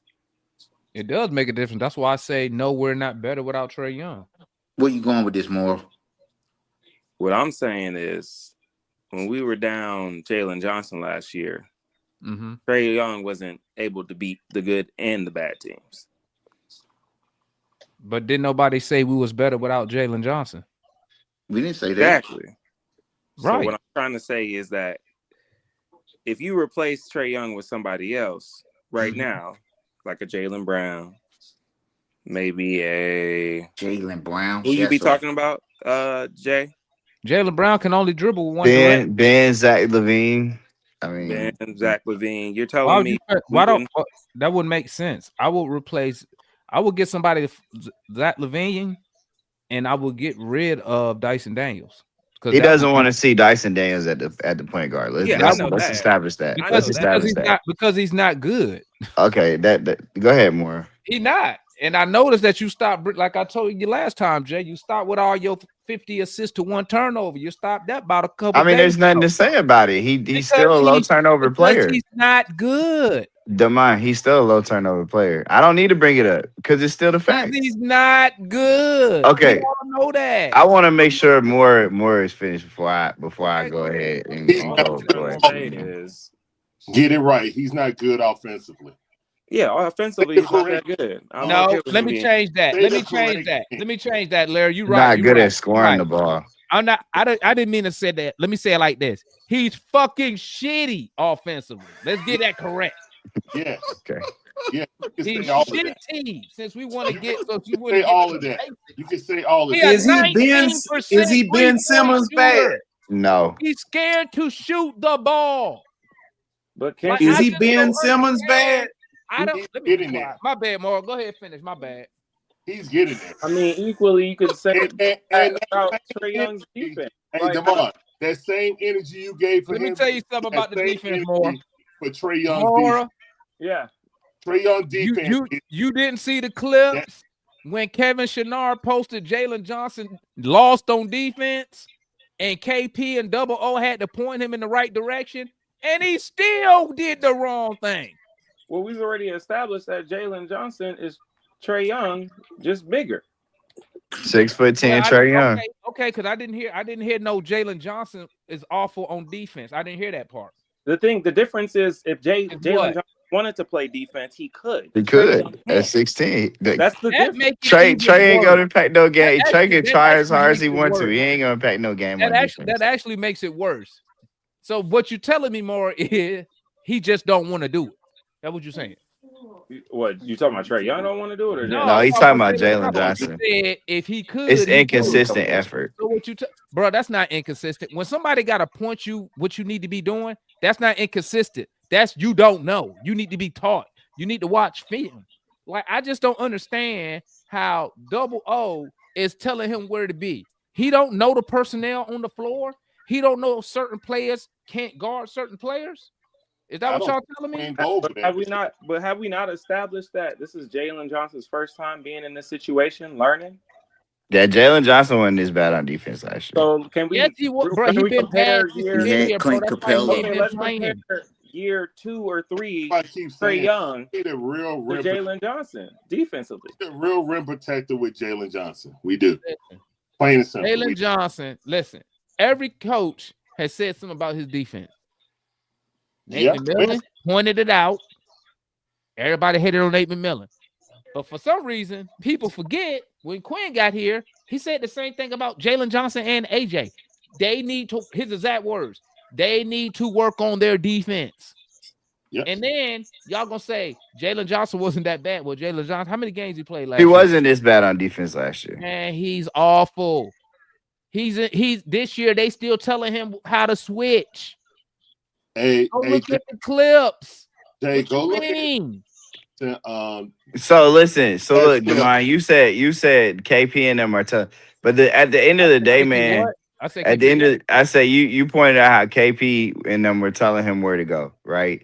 But at the end of the day, man, like for Jalen Johnson, when he plays next to Onyeka and Moji, they play a completely different defensive scheme than when they play with KP. So him being lost with KP out there doesn't Okay, shock what me. about when Double O had to point him where to go and he still went to the wrong spot? Hey man, it happens. I'm just saying. I don't hear It y'all happens. bringing up his Listen. All I said don't was he hear y'all wasn't this bringing up bad his on thing. defense last year. That's all I said. I don't hear y'all bringing up his bad He defense. didn't play that much last year. That's Jay. all I'm saying. All I'm saying He is he only wasn't played the this bad. first 21 games. He didn't play that much last year. Played 30 something. He played a And then how little many over games he 40. played the year before that? Man, y'all need listen. So He don't play that missed much. 7. It's time to keep Like it I pointed out, man, in 5 tell you. seasons, Jalen Johnson is in year 5, and he is yet to play 200 total basketball games in the NBA. Not starts. That is total basketball games. Like, dude, like, bro, it's the Hunter like syndrome. just to put that in perspective, man, like Zach is already past. I think he's almost at 100 games, and he's in year 2. Like, bro, like 5 seasons. It's an 82 game season. Well, hold up. And you still ain't played 200 basketball games in 5 years. Well, he need to be healthy. But that's all I'm saying is Don't act like he ain't had the opportunity to play these games. That's not what. Well, I mean, his first before Quinn got here. But before Quinn got here, he didn't have the opportunity to play. And it's how you come up with all. Let's be real. Excuses. There's for no players excuses. you like. See, no. All these excuses for Dyson Daniels when you know he not that good. No. See, one thing I am, DeMar, is I'm fair to all the guys. I am fair to all the guys. No, you see, what I'm not gonna do, DeMar, what I'm not gonna do, I'm not going to not keep the same energy with a player. See, you'll sit here on the stream and you'll talk about how Dyson Daniels was benched in New Orleans and why he was benched in Australia. Is that a fact, though? Okay, but why don't you ever talk about how? Wait. Why don't you ever talk about how 3 or 4 different coaches at the pro level have had Zach now, including his European coaches, and they all use him the same way, and they are all benching him and using him as the corner man. So why is it with Zach, right? Why is it with Zach you not using that? Like you go ahead in, but you can't accept that 3 different coaches are using Zach as a 3 and D spot up guy for a reason. Not a problem. Watch this. For a reason. In Europe, okay, when he played with a French national team, where you think he at in the pecking order of the French national team? Last year on this past EuroBasket team, he should have been the best player. He's not the best player. Who did they run? Who did they run? They offense. Listen. No. If you weren't, if you got it, listen. After Yabusele last year, you should have been the second best player on that team after Yabusele. They run the offense through. They run it through Gershon Yabusele. And who was not playing on the French national team? Was that they whole French? Wemby didn't play last summer. Okay, none of those dudes played. What's the other? So the fact that you they was missing, hold up, because I'm trying to show you something. Okay, they was missing Batum, Zachary Ricochet on that team is at best a 4th option at best.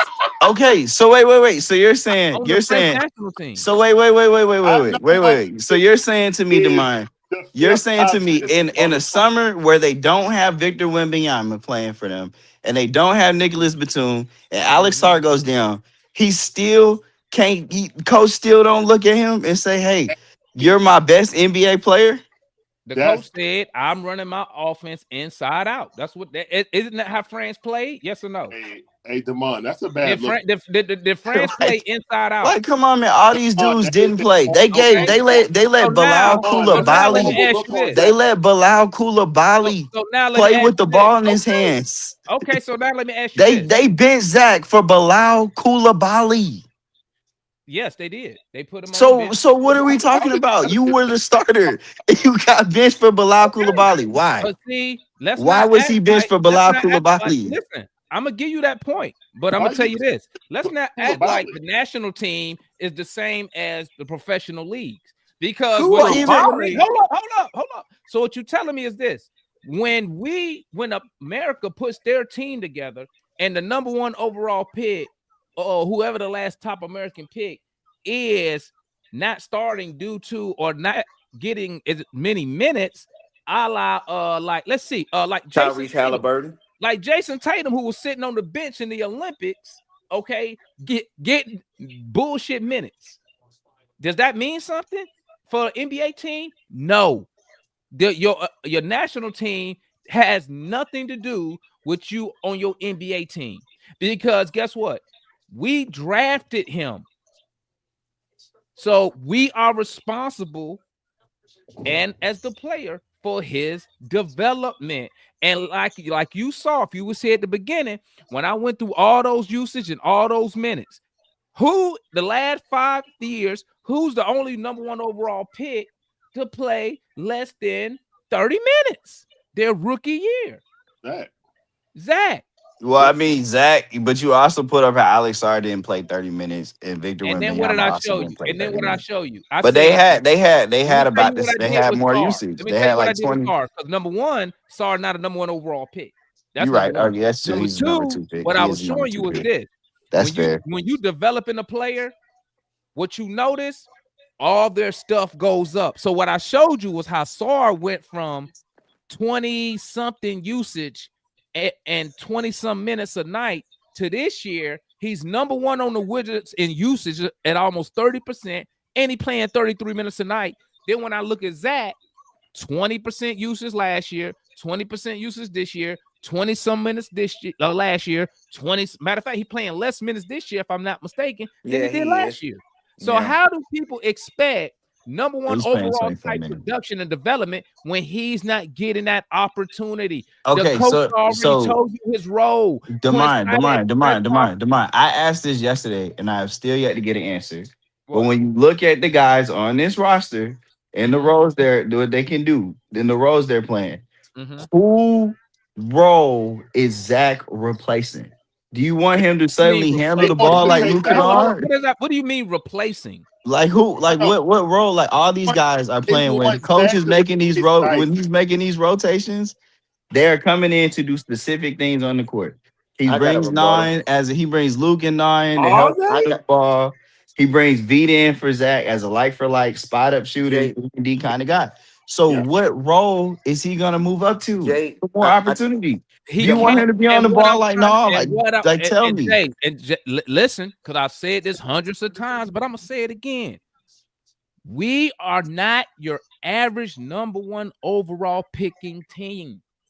Your average team, when you picking one overall, that one overall slides straight to as a starter and getting 30 minutes off the jump. Why? Because he is going to be one of your cornerstone pieces.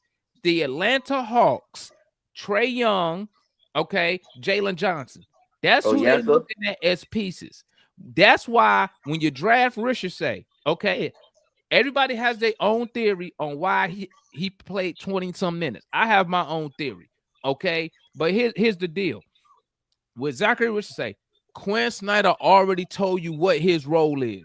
The coach said, play defense and the offense will come. Meaning what? I need you to defend and shoot when we get you the ball. That's what he means when he said that. So I don't understand why y'all expect Zachary Ricochet to do all this other stuff when he doesn't have the opportunity to go out there, like everybody else can do. Sarr, like you saw last night. Sarr doing it. He did what he wanted to do last night. Absolutely. He didn't. You didn't see Sarr run. I bet you could count the times when Sarr was in the game The Wizards go down court and he didn't touch that ball. He touched that ball. Shooting threes and everything. Zachary Richardson say he'll run down and he won't touch the ball like Go to the 3 corner. straight possessions. Go in the corner. Go in the corner. Yeah, what's good, Larry? That's the role they want him in. Like, and my point, Jay. So is look, so here's my fans thing. Here's my thing, Demar. Here's So my why thing, are right? fans complaining because Zachary Richardson say not giving you 21? No, see, I don't understand why fans are complaining, period. Because guess what? Quinn ain't going nowhere as the coach. And Quinn's not gonna stop playing Dyson Daniels. We can start that. We can start there. Listen, Number three on Zach. It's like, yo, Quinn. I keep saying this. Everyone wants to see Mo Gay play more minutes. Everybody wants to see the young guys play minutes. And I keep pointing out Quinn's job, like you said earlier in the stream, is to try and win the game. If you're giving Zach all these touches, you're not trying to win. And the only reason why you're not in a rebuilding position is because you're trying to appease number 11. Jay, here's the thing. Like, no. You're trying to appease the owner. This is the owner's call. This ain't Trae Young call. If you go back, why did 11 wants to win? They're trying to keep him here. Well, at least they were last year. Why did Lloyd Pierce get fired? Why he get fired? Because him and Trae didn't get along. No, that ain't it. Okay. He got fired because he wasn't winning. That's why he got fired. Man, Tony Ressler called Travis Link and said, because we lost to Oklahoma City, and he said he wanted him fired because he didn't like the performance of the team. That's why he fired Lloyd Pierce. Even though we was under 500, you didn't have nobody outside of Trae Young on the team, but for some reason, the owner thought we were supposed to be better than what we was. No, because you should have been, because he just spent money to bring in Bogey and Gallo and make those moves to be a winner. Why did you trade for Bogey? Who did we trade to get Bogey? Yeah, you just went and paid. You added all this. We picked him up 4-year deal, but Larry trying to go. You traded Kevin Huerter because you didn't want to pay him. No, you traded Kevin Huerter when you bought in DeJounte Murray. That's the year. It's 2 years later. Your timeline's all out of work. Look, he had every right to fire him. He didn't get along with Trae, and the team was underperforming. Period. He just spent $60-70 million in acquisitions to make a winner. You think the team was underperforming and the team wasn't what it was supposed to be. So you don't believe that the run to the conference final was a fluke then, correct? I never said it was. No.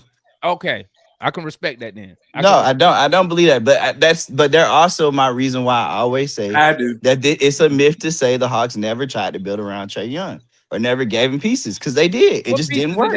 What pieces did they get? That summer they bought in Clint Capella, they bought in Gallo, they bought in Bogey. Clint Capella. Hold up. Correct me if I'm wrong. Clint Capella was only up for trade because the Rockets didn't want him. But did you bring him in to help Trae or not? Because wasn't that because that's when the Rockets said they rather use 6'6" PJ Tucker as a center. And correct me if I'm wrong.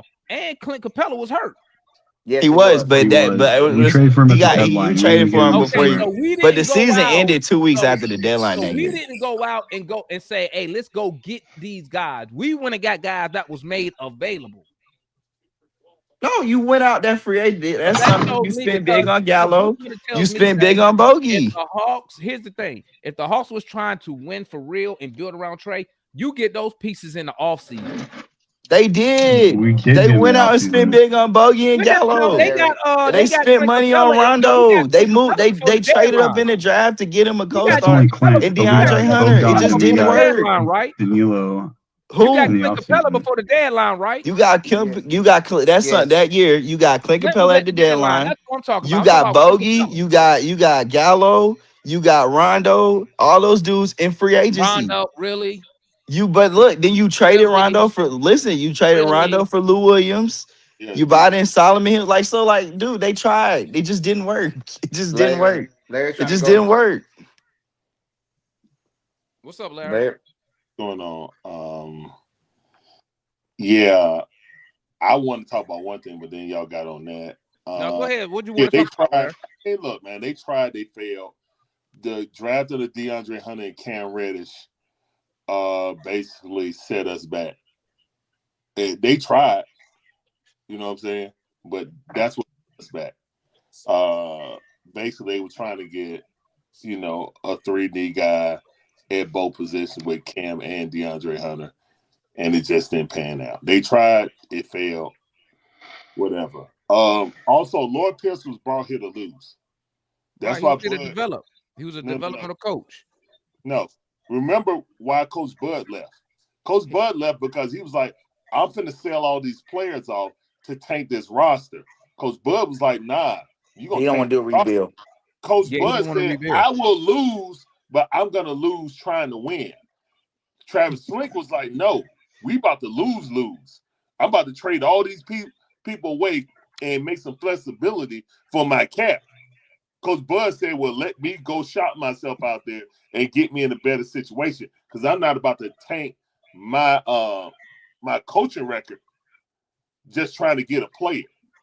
Lloyd Pierce came from Philly, came from the process.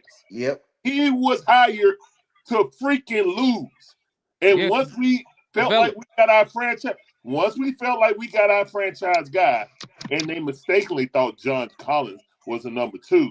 Yep. They started and they did exactly what Jay said. They went and got Clint Capella. He was hurt. I will give you that. But he was a rebounder and shot blocker that you need with Trae Young and a lob threat. Okay. We had Alex Lynn. And then we went out and got Bogey. We went out and got Dwayne Dedmon. Rondo, got rid of Rondo, and then got Lou Williams. And begged Lou Williams to come here because we thought we were going to do something. No, they tried. All that was because Tony Ressler. Remember, DeAndre Hunter playing great at the beginning of the season. He was averaging 20 points. Supposed to come back in about 3 weeks. Came back early. Played great. Left out. Oh, he'll be out for another week. Then come back to the playoffs. Yep. And then tore his meniscus in round 1. Best against Julius Randle. Julius Randle averaging 38 against us. Averaged 17 or he played great defense. Remember, Travis Slink said, I'm not compromising the future for this playoff run. So we're going to go ahead and sit DeAndre Hunter. Took all the cartilage out of his knees. He was never the same. Cam Reddish, a crybaby prima donna, was never nothing since high school. Wasted pick. You know what I'm saying? Nobody's even talking about Luka if Cam Reddish would have turned into something else. Yep. Period, point blank. We got a Luka 5-time first team All NBA. We got a Hall of Fame talent and a third team All NBA player in Trae Young, the best pure playmaker at the point guard in the league. That's like 5'10". And then you get somebody who's actually a player and not someone that's playing in Europe right now. We're not even talking about this. But again, they tried. They just failed. Well, they sold the farm to bring in DeJounte Murray, Larry. Exactly. Yeah. And that's killing us. Who led that charge? Who led that charge? Nick Ressler. Trae Nick Ressler. Landry Fields. Nick Ressler, and Trae led that. You know what I'm saying? That's the rumor. So they tried. We're not gonna act like they ain't trying. Non-basketball guys making basketball decisions. Travis Slink told them you're overpaying for them. Okay, I agree with that. All right, I don't want to touch on that no more. I want to talk about what I originally was going to talk about. So DeMond said he wanted to put Dyson on the bench, start Zach at the number 2. Yeah. Or no, at number 2. Zach said, I want Zach as the shooting guard. Okay, so tell me your lineup. No, I just said I want Zach at the shooting guard. Y'all can figure all the other stuff out. I want Zach at the shooting guard because I want a shooting guard who can score the ball, and he'll get more. I think he gets more opportunity there. I would never put Zach over Nall in scoring ever. Nall is a bench guy. Correct. Man, Mac tried to argue me down about that, DeMond, when I said he's 6 man. You want to he's a 6 man, not even close. Like, man, just because he can score. Wait a minute. They was trying to cut my head off yesterday. I'm gonna let Larry talk. Hold on, let me get it straight before I go on. So you're saying that Dyson and Zach switch positions, correct? No, I'm saying Dyson on the bench. Dyson will be on the bench and come off the bench for me. Okay, so everybody, who is? No, you have to give me a lineup, man. Y'all just can't say throw Zach in there and make it work. You got to give me a lineup. No, I'm Give telling me a you what I lineup. want. I want Zach at the 2, Trey my point guard. Dyson will come off the bench. Fill in the three? rest. I don't care about the rest. Who's I the don't care. 3? No, you got to fill that in, man. Put whoever there, I don't care. Because you know what? If I say anybody, everybody go be like, well, he can't do that. When I know they can, I just don't feel like debating back and forth about that. But I want Jalen Johnson at the 2.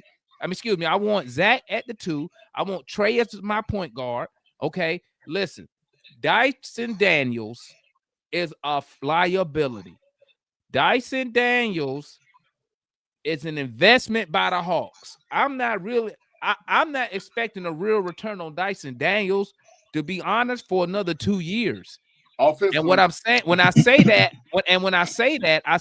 I'm meaning this. I understand he is 22 years old.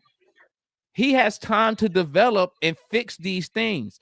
But as of right now, okay, just like Jay pointed out, how Zach got benched, Dyson got benched by the Australian national team. Dyson got benched in the playoffs for Alvarado because he's a liability, and since he can't make free throws, and let me know if I'm crazy, Juan. Since he can't make free throws, you really can't have him on the court the last couple minutes of the game, because you don't want him. You don't want your point guard who can't shoot free throws. And he's afraid to take a shot too in crunch time. So all I'm saying is, as of now, and like I tell people, in sports, your opinion should always change because situations change. We can revisit this lineup if Dyson Daniels coming to camp next thing and he knocking down the 3. Because like I said, Larry, I just need him to do 1 or 2 things good. Yeah. Either shoot the 3 good or shoot the free throws good.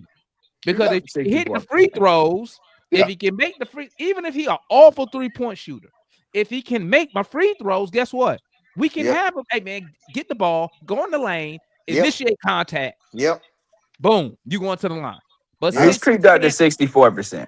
But since he can't make free throws, that's why when he go in the lane, you don't never see him initiate no type of contact. What's he like 62 this year? No, he's at 64 now. But see, 60. Bro. No, he's at 64. He's at 64. He's made like 4 or 5 in a row. He went 2 for 2 because the other night he went 2 for 2. Yeah, he's made his last 5 in a row. I need him to shoot. I need 75% or better. Because but see, here's my thing, DeMond. When you say percentages, like this is what I was saying before the season started. Remember, I said all I need him to do is make 2 out of 3, and 2 out of 3 free throws is 66%. That's what I'm saying. That's all it is. If you got 3 free throws attempts, if you got 3 free throw attempts a game, I'm just asking you to make 2. He don't shoot 66% from the. No, but at 64% on the year, he's right on the 66% pace. It's awful. 64 is right around 2 out of every 3. I want him to make all. That's a real thing, man. Like that's not good. Literally impossible, John. No, if make them all. So if a player got 3 free throw attempts and they made 2, you're telling me that's might not good. be impossible. This is what you missing, Jay. This is what you missing. You got to shoot for the moon. I agree. Let me go a little bit more. You got to shoot for the moon. I want my shooting guard getting to the line. Yes. 5 to 9 times a night, not 3. Okay, that's no, not on this team, DeMond. That's fair. How many basketballs do you have? Why do people keep forgetting about that? That don't matter, Larry, because he handles the ball. He has the ball more than anybody outside of Jalen Johnson when Trey not playing. Am I right or wrong? Am I right or wrong? Do I need to pull up? You want me to pull up the usage rate? I can pull up the usage rate. He's a connector.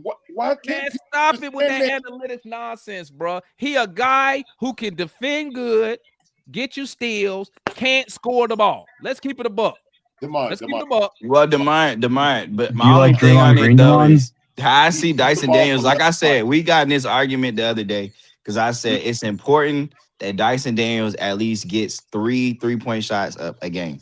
I was like, he don't got to make them, but he has to at least take them. If you get 3 to 4 up a game, you might go 0-3 one night. You might go 1-4. Some games you might be on a heater. You might make 2 or 3 of them, but you have to shoot the shot. Right. Like you just got to. But the problem is this, Jay. You just got to shoot it. Last night I think he took 3 last night, or was it 4? I think he made 1. 4. It was The problem is anybody who watch ball, obviously the players know he don't want to shoot it. He don't shoot with confidence. So guess what, Jay? You will allow him to shoot it. That's why the shot. That's fine. Jay. The only way he can get out of it is if he shoots his way out of it. Hey, Jay, was any of his 3-point shot contested? No. Right. They're letting him shoot it. And like I said, his problem is this. He's scared to Draymond, man. Shoot it. Right. But with Dyson is when he makes it, I know he's gonna make it because there's no hesitation. Like when he made his first one in New Orleans, or maybe it was last night or Charlotte, like he caught the ball, it was no hesitation, it was one motion, straight cash. But then he'll have possessions where he catches it and he's pumping and pumping and pumping, and then he tries to shoot it. That's mental. And so my thing is he just has to let it fly. Lack of confidence. Right, but that's what I'm saying. Dyson, Dyson has to just let it fly. Like right now he's shooting 20%, but he's only taking like 33s in 20 games. He can't shoot May I say it something, like that. please? But see, when we say he can't shoot it, Instead of just talking over everyone, can I just say something? I'll get to you real quick. Let me say this point real quick. Up here, it's stopping him from shooting the ball. Because guess what? You know how you say he like to pump fake? He does that, and nobody's there for him to pump fake. I'm like, what are you doing? Nobody's guarding you. He's just hesitating. That's not a pump fake. He's just hesitating. That's up here. That's what I'm saying. It's up here. He doesn't understand. He's not. That's what I'm saying. At this point, I got 2 things, and I'll go to you more. I don't think. Let me say it like this. I thought this offseason, that was going to be his focal point, getting up 1,000 threes a day in the offseason. That's why I told Matt, I wouldn't be surprised if Dyson came and shot close to league average from 3. But obviously, he didn't work on that as much as I thought he would, because you don't hesitate like that. If you have any confidence in your game, whether it's a jump shot, a midi, a 3, or attacking a basket, you don't hesitate when you let that thing go. When you attacking a basket, when you know you good at doing something, and they swing that rock, and you know you finna attack your opponent, you don't hesitate. You go at them because why? It's confidence. You've been practicing. You've been training. Confidence comes to knowing. In my opinion, he did not get enough. Let me say it like this. I don't think, because obviously I don't know, but I don't think he focused a lot of his training on shooting the 3. And here's one more thing, and then I'll go to you, Merce. He also didn't work on 2 other things. He didn't work on the free throws. He worked on. I think he worked on the free throws. And he didn't. Let me say it like this. Then he said he did a lot of pick and roll training. He didn't do as much as I thought he needed to do, as far as the free throws and finishing at the basket. Because what you see is when he attacks, he doesn't even try to attack the basket. And when he does, the few times he does, it's the same exact move. It's the same like 3 or 4 moves. So that's why I said when people ask me, well, why did the Hawks give him that extension? I say because the Hawks are looking at Dyson at 24 years old, not at 22 years old, which they're probably hoping that he develops. I ain't say he got to develop. It would be good for him to develop both at league average. But he has to next year, and I know that's way ahead, but he had to come back league average at least one of them. I think by the end of the year, he's going to be a 70% free throw shooter. I see his free throw attempts he don't take a lot of them. So we'll see. Go, hold on, let Merce go real quick, Jay, then we'll go back to you. Yeah, I was gonna say I agree. I think Dyson will get to like the 70% free throw percentage mark at some point this season. I just wanted to mention a few things. I know I look at positions differently than you guys do. I guess that's a pause. But like I don't view like the shooting guard and like the power forward. Like I don't view like those positions as like being things in the NBA anymore. Like I view what? Just 5 dudes on the court. No, I view it as you have guards, you have wings, and you have centers. I don't think there's a shooting guard anymore. Like the prototypical shooting guard, there's like maybe 2 of them left in the league. There are very few out there. The prototypical power forward, there's like 2 of them in the league. Very few out there. So like that's why I view like the positionally, I view it as guards, wings, and centers. So you probably more focused on each individual skill from the player. Yes. Yeah, yes. That's how I see it too. Skill, yeah. a rebound. I see guards, wings, forwards, and centers. Shooter type, passer, creator. Forwards and centers. You look at it more like skill, and then the height just need to match. Yes, correct. And like, and Jay, for you, the reason I just say wings is because I think there's such thing as a big wing and a smaller wing. Like ones that like lead, like you have like the tweeners like Evan Mobley, who's like. He plays like a wing because he can play on the perimeter so well, but he's also center size and can actually slide down and play the center position. So that's why I just say wings. But you're not wrong. Like all I'm saying is the 5 positional thing doesn't exist. Forward. Mobley would be a forward to me. You know what I'm saying? He'd be like a big man forward. He leans towards one, yes, but like he has like another example is like Alexander. When I say a forward, I mean like Jalen thing. Johnson is a forward. He's not really a wing. You know what I think? I think a lot of people. You know what I'm saying? When they look at big, when they look at bigs, I'm talking about these guys 6'9", 6'11". I think you kind of look at them different because a lot of those longer guys have a face-up game, and I don't know how old all y'all are, but I know with me and Larry. When we came up, if you played a back to the basket, you was a big, right? Yeah. If you, you know what I'm saying? We did it with it 6'10", 6'11", 7 feet. We didn't expect you to be face up and shoot at people like that. That's why people, Ralph Sampson, Hakeem Olajuwon, that's why they get all that credit. Same thing like with Tim Duncan. You know what I'm saying? I think he's one of the first real power forwards as far as like the length to come with a straight up face up game if needed. You know what I'm saying? So, like, yeah. And I don't want to take it away from Murs, but what makes a wing different from a forward is just to me it's either skill or mobility. It's like a combination. Like I wouldn't consider Jalen Johnson a wing because he just doesn't open his hips and move well enough to be one. But he moves it very well for a forward. You know what I'm saying? But like, I bet you, Jay.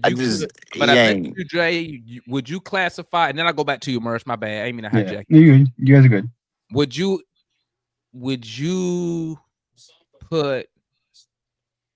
classify Ant-Man like a small forward?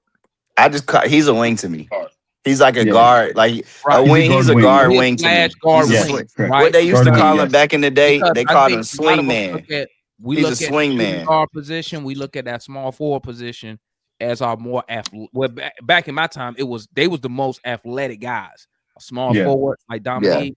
Your shooting guards like Jordan, like Ant-Man today, Kobe, Jalen Green, the wing players. Wade. We look at them as more athletic guys. Even though now today's basketball, you're looking at guys like what they play Zion as a forward, right? But he's a big, he's a forward. Yeah, he's a forward. He's super athletic though, right? Yeah. But you kind of expect your power forward to be more of a what's my other guy name up there in Minnesota? Randall. Julius Randle, yeah. Randall's like a power. When you hear Randall, I think power forward. Yeah, I think that's the modern power forward to me. Yeah. You know what I'm saying? Yeah, but Randall would be a forward, definitely. Him and Jalen Johnson are the same. Back in the day. Shawn Marion was an example back in the day. Shooting threes, but was a power forward defensively, but really didn't have the back to the basket game. What's good, Merge? Did you finish your thought? No, yeah. Well, I was gonna say also like, and going along that, I know that we're really critical on Dyson right now, and I know I'm a big defender of Dyson. I am very disappointed offensively from him because I expected him to be better, just like all of us did. However, if the reports are true that Dyson actually like his wrist is messed up, because people have been saying that like he's been holding his wrist, or he's been like like doing some like movements with his wrist on the bench. All the big writers say his thumb, he has a thumb injury, but they're not reporting it for whatever reason. He'll do like this. Yeah, I don't. Yeah. But like all the beat reporters, Brad Rowland, everybody is talking about he has some kind of hand injury, but the Hawks aren't putting it on the injury report for whatever reason. So it must not be bad enough. I don't know. Okay. Yeah, I mean, so like if it's a legitimate thing, maybe that's the reason why he's so hesitant to shoot the three. Maybe that's why he's starting to shoot it more now, because I guess it's starting to feel better. We'll never know. A few other things I wanted to mention. I know we don't like Quinn for the most part. Can we talk about how like Quinn's idea of developing a young player is just give him the green light to shoot the ball and that's it? Like he doesn't really do anything to like talk them through how to become better players. I remember last year when Zach was asked, when he dropped 30 on New York, he was asked, hey, what made you start taking more shots today? And he literally said, Quinn told me to shoot the fucking ball. And that was it. Like, there's no coaching. There's no telling him, like, how to play his position better. It was just shoot more. That's it. Like, do you see that? But see, Zach doesn't need positive much or more negative, than Merce? I mean, shit, just shoot the fucking I think that is a positive to give someone some amount of confidence, but you still have to coach the goddamn player. Like, you still have to teach the player how to play the game. Last year he was 19? Man, I don't know. Zach came in knowing how to do so much stuff. That's man. like I mean, basically, to me at 19, that's a child. Yes, 100%. So 100%. I mean, like, I understand what you say. Like, he still needs to be coached. I mean, 100%. Your average number one pick is going to be about 19, 20 years old in today's NBA. Yep. Cooper Flag was what, 1 year in college? That's 19, 20 years old. He was 18. He was actually 18 when he got drafted. Yeah. He's not even 19 yet. He's still a child. So you look at it like this. Wherever anybody work at, right? Think about if, like me, Army guy, right? At 18, we teach you everything. Yeah. We basically turn your brain off, because you don't, when you come to this job, you don't know nothing. We turn your brain up. You do what we tell. We gonna teach you step by step by step. So it's like going to any other job. If you hire a kid at 18, and let's throw this on top, which is, I think that's almost like in the Army, a second lieutenant. You come in, day one, you are in charge of 40 guys who got way more experience than you, right? Let's look at that sports-wise, Merce, especially in basketball or football, especially football. You the number one overall pick. You 18, 19. First of all, you got all the pressure, you got all the hopes and dreams of who? Of the fans, of us. Of the franchise. Right? The franchise, And guess who else looking at you when you get to work? The other dudes on the team who probably, 22 to 30 some years old, looking at you because you was picked one overall. So you got that pressure on top of that, right? So I agree with Morris that I think that now let me add this part real quick. I know I'm being long-winded. Yeah. I understand Quinn was brought here to win games. Yeah. I think we can agree Quinn was not brought here to develop players from scratch, right? Yeah. I think we can agree he was brought here to win games. So, but being the situation that we in now, I understand what Murph is saying. Who is teaching him the X's and O's? And maybe Murph might be onto something to why you see KP and Double O telling Jalen Johnson where he need to be on certain switches and mismatches. Yep. Am I close with Murs? Yeah, that was the other point that I was going to make is you see the older players trying to tell the younger players like, hey, this is, we have to be positionally and this, that, and the other. If your players are constantly having to do that, you guys remember the game when Zach hurt his back and Trey was literally coaching?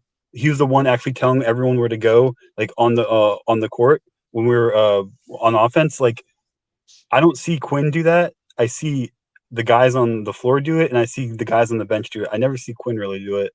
So if Quinn's idea of coaching is just try to like give them this like, hurrah, like, hey, just shoot the fucking ball, you got it. Like, I don't know if that's, I don't even know if I can really constitute that as coaching overall. Let me ask you this, Murs.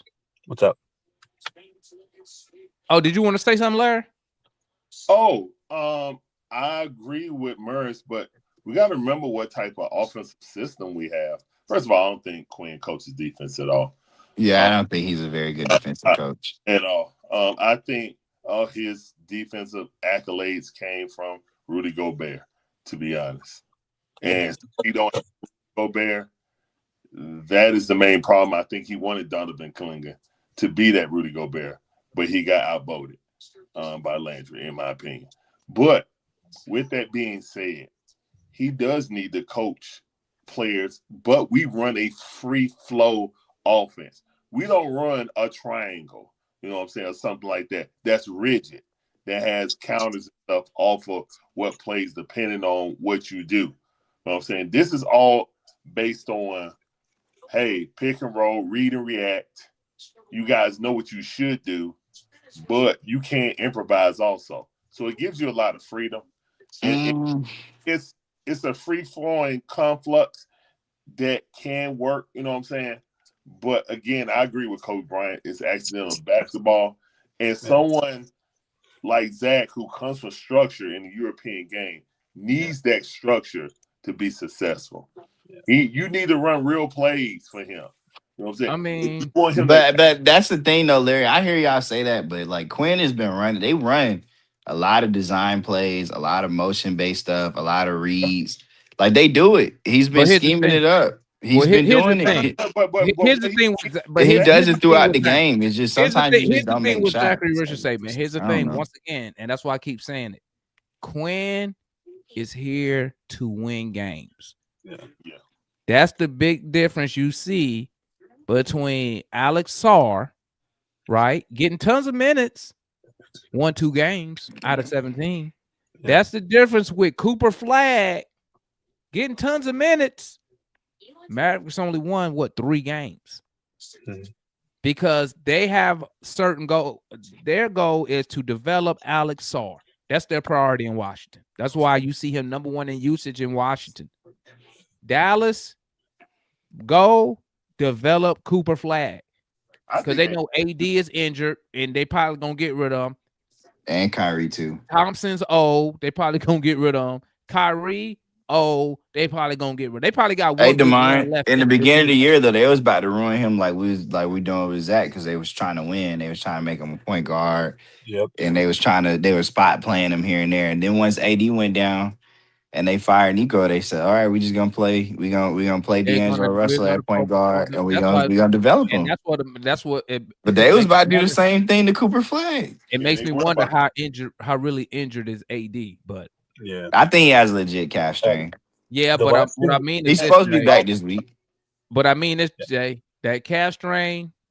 I think if you're winning, instead of that calf strain lasting 2.5 weeks, it lasts a week and a half. No, I don't know. Not with all these Achilles tears. No, but you see where I'm going with this. Yeah. As far as developing Cooper Flagg, they want AD to stay out. That's they do. They don't want him to get hurt again. He can't get hurt. It's not good for the owner's bottom line right now. But what I'm saying, but they're gambling that the investment in Cooper Flagg playing time right now pays off next year. Yeah. In the years after that, because he's getting better. What's good, Murs? The last thing I want to mention, because I have to start prepping for tomorrow. The last thing I want to mention is, I'll be cooking tomorrow. Oh, you can cook? Okay. I'm not very desserts. I'm not good. I'm very bad. I've tried to make pie. I'm horrible at it. I've tried to make cake. Real quick, what you whipping up? What you whipping up? Real quick. So I do Thanksgiving differently. So I take Thanksgiving and I take American barbecue and I put it together. So I'm doing like barbecue sides with Thanksgiving sides. I'm doing turkey, but we're doing brisket as well. Like I do like a mismatch of both, and I think it's better. But I wanted to say the topic of like that instead of barbecue, we have turkey and stuff, but then we'll throw seafood with it. Like okay, that works out too. I just think turkey is like too basic of a meat, so I need something extra. Man, in Houston, they definitely do brisket for Thanksgiving. Turkey on Thanksgiving, Merge, is like going to the gym doing biceps, bro. You get tired of it. You get tired of it after a while, but that's the only shit you can do. That Yep. must be a Texas thing. A lot of people in Yeah. Texas eat brisket for Yeah. Thanksgiving. But the thing I was gonna say is, you know, the topic of the video was how do we feel about where we're at currently? Yeah. I told you multiple times this year that I projected us to be 12-8 after 20 games. We're currently 11-8, and Friday's game will be the 20th game. So if we win Friday, we'll be 12-8, which would be my exact prediction for the team. Should be 12-7 right now, but yeah. So I don't like the games we've lost. Like, I don't feel good about losing to Washington. I don't feel good about losing both games to Toronto. Losing one, sure, but losing both, I'm not feeling very great about that. I But thought I we do split think with the Raptors. No, we lost both games, but We the did? Raptors are on a 9-game Oh, winning my bad. streak. We split with Orlando. My The bad. Raptors are like the No, we second best beat team in the Orlando conference. twice. They're really good. My bad. We We beat beat Orlando okay with twice. Orlando. My bad. My bad. Yeah, no, but yeah. So if we win tomorrow on Friday, we'll be 12-8. So we'll be, you know, on my trajectory. I think the next 20 games we're gonna go 10-10 because we have a really rough stretch in What those you 20 got us games. for these next 5 games? The next 5 games, I think we'll go. You know who we playing? If I remember correctly, Cleveland, it's Philly, Detroit, and who else? yeah, Denver. Denver. No, Denver's later, I think. Right? No, we got Denver. No, Denver's after We got Detroit. we got Denver, Clippers, Sixers. Mhm. I just had it. Hold on, I just had it up. Yeah, Hold on. you're playing. That's it. That's the 5. You're playing the Cavs, the Sixers, the Pistons. You're playing Denver, and you're playing the Clippers. Oh, guys. I think we can go 3-2. I got us winning one of those. If I was I betting, think we can go 3. If I bet on it, I was about to say if I bet on it, I don't bet on it. I think we win. I only bet on the Clippers game, man, that we win that. But I think we can beat the Philadelphia 76ers. That's a pick. I don't know. Sixers got firepower. They do. They do, but like. But I told you this is a regular. This is without Trae Young. This is a typical 2010 Sox team. Yeah. So 6 and below, they're gonna beat them most nights. Yeah. You know, 3 through 5, it's a pick 'em. I think we 1 and 2, hell no. I think by the time we finish these 5 games, we might be 500. So I hope not. I mean, I hope not, but I hope that's not the case. But I will say though, like I said, the next 20 games after the Cleveland game is very difficult because we have the next West Coast road trip, which is just way more brutal than the first one. We have like at Denver, at Golden State, at Lakers, at Portland. Like it's a much harder Western road trip. I think we played 12 or 13 games on the road as well in the next 20 games too. Hey, when does Trey get looked at again? He's gonna get looked at probably this week, probably Friday. They said next Saturday. week. Next week? They said next week. Well, it's been 4 weeks, but I saw in his little document. I'm sorry, I'm just looking at the schedule tomorrow. I know you don't. I don't know, man. Mirrors, after we get past the Nuggets, we got the Wizards again, Hornets, Spurs. That's a tough one. Bulls twice, Heat, Knicks, Thunder. Yeah, it's kind of brutal, but we don't go on another West Coast road trip until the end, till like after the All-Star break when we go on. Yeah, but that's in the 20 games though. Yeah, okay, I got you. I see what you're saying. Yeah, I see what you're saying. But after that, it's funny enough. After that, though, I think we're gonna go like 15-5 or 14-6 because we have like 14 games in 20 games. 14 of the next 20 games are gonna be like at home, and we have there's a stretch. If you guys look, I think it's in February and March. We have a stretch where we play 11 games, and 10 of those games are at home. We're literally at home for a month. It's fucking crazy. I mean, the first half of our schedule is road heavy. I will say this. Okay, I will give credit where credit is due. Being, what are we now? What, 8 and 5? 11 and 8. 11. No, yeah. Oh no, on the road. I think we only lost 4 games on the road. Yeah, 8 and 4. We bet on 8 and 4. Yeah, I will give credit to be 8 and 4 on the road. In the NBA, you know, without your star guy, it is impressive. I will say this, because I mean, at the end of the day, you got to play who the schedule got you playing. You know what I'm saying? I mean, but that's when I'm just looking at the team overall. So to be 8 and 4 on the road, that is impressive. I don't remember the last time we had a 500 record on the road. I got to look that up. That's been a minute. So I think we've been around 20 wins. Ironically, these past few seasons, we've like, as crazy as it is, we've always been kind of around 20 wins. No, because we've been around 500. I think we've been 500 above 500 at home. But I think we had a losing road record. Yeah, I think last season we had like 17 wins.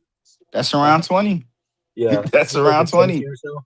Like they're right around. They're consistently in that range, man. It's just weird. Correct, but the good teams are 20+ wins on the road. So yeah, you want to win. You want to win 80% of your home games. You want to win half of your home games.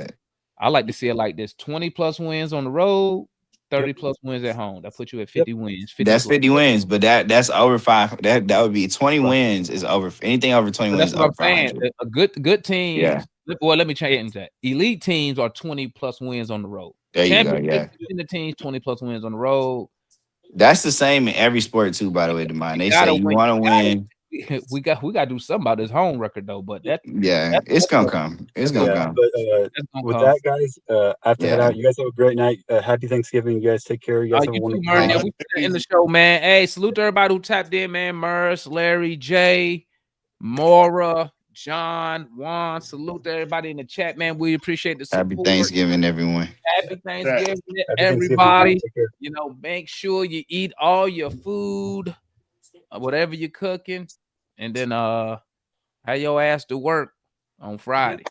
If you're a civilian, your ass gonna be at work on Friday. Yeah, so, I ain't going to work on Friday. Me neither. I took that day off. I'm off the rest of the week. Georgia Tech. Let's go. Man, that ain't gonna be no game. Georgia versus Georgia Tech is Friday. Oh, I thought it was. I thought it was Thursday. Nah, they're gonna play. What they're calling it the Atlanta Classic or something. Anytime tomorrow, Larry, or no? I ain't doing nothing but eating. Okay, so there's nothing popping off at tomorrow, gang. So Friday.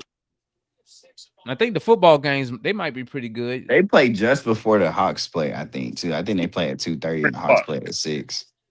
Yeah. Oh, you know I said 2:30, Larry, because I'm in Atlanta now, but I live in Houston, so I always see it in Central Time. What you just visiting Atlanta? No, I'm from my parents. Yeah, they all live here. I've only been in Houston like 5 years. You in Texas, right? Yeah, I'm in Houston. I've been out there for about 5 years. Yeah. That's why I said you were just visiting. I'm here for a cup of coffee. I always come home for the holidays, man. Hey, why you out there go pull up? Why you out there go pull up on Matt? Man, I'm gonna go pull up on Mike. I'm gonna hit Mike up, see him. But I don't know if he hooping or what, but I know he messed his ankle up or something.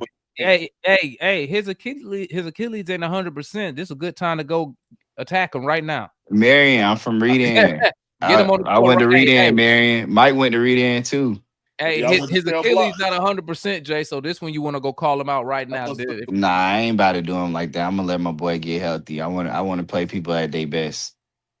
My sister with me. I take all advantages. I take. Hey, you see what he said yesterday? He said, "If you 5 foot, whatever, I ain't talking to you about basketball no more."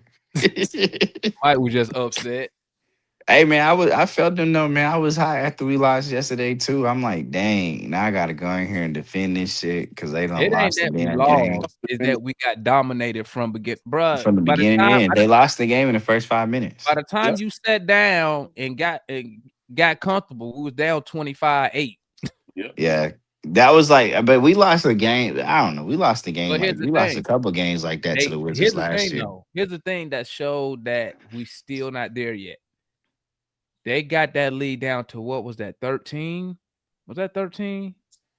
Yeah, they did. They got it down to like 15 in the third quarter. And then we just let them go on that run, man, and blow the game. So. Demond, like I said yesterday about in the passing, right when we had a chance to really come back in the game, they're in transition. KP is wide open in transition. Nobody is pressing from the 3-point line. He tries to give him a post-entry pass, and instead of just throwing it straight to him, he tries a bounce pass to KP in the post and missed him by like 3 feet. And it was an instant turnover. And right when that turnover happened, they went straight down the court, hit a 3, 16-point game. You heard Dominique and them even say it. That one hurt. It was like that was when that got their run started. But it's just like that's bad. It's just like with Taylor Johnson. No, this first time getting big minutes like that due to injury. So I mean, I mean, shit. No, it's cool. I mean, nah, man. He's just a 6 man. The turnovers he made, they gonna come because he out here trying to be aggressive. Nah. Now I'm not saying that I'm not defending the turnovers, but I see what he's trying to do. Nas just not a good passer. At no level of basketball, Nas was not a good passer. He just don't got it. I mean, he's 27. Like he's 27, 28, man. It ain't coming for him, man. What you see is what you get. Best passers on the team is Trey Young. Jalen and Trey. That's it. Yeah, okay, Dyson too. It's Trey, Vic, then Jalen.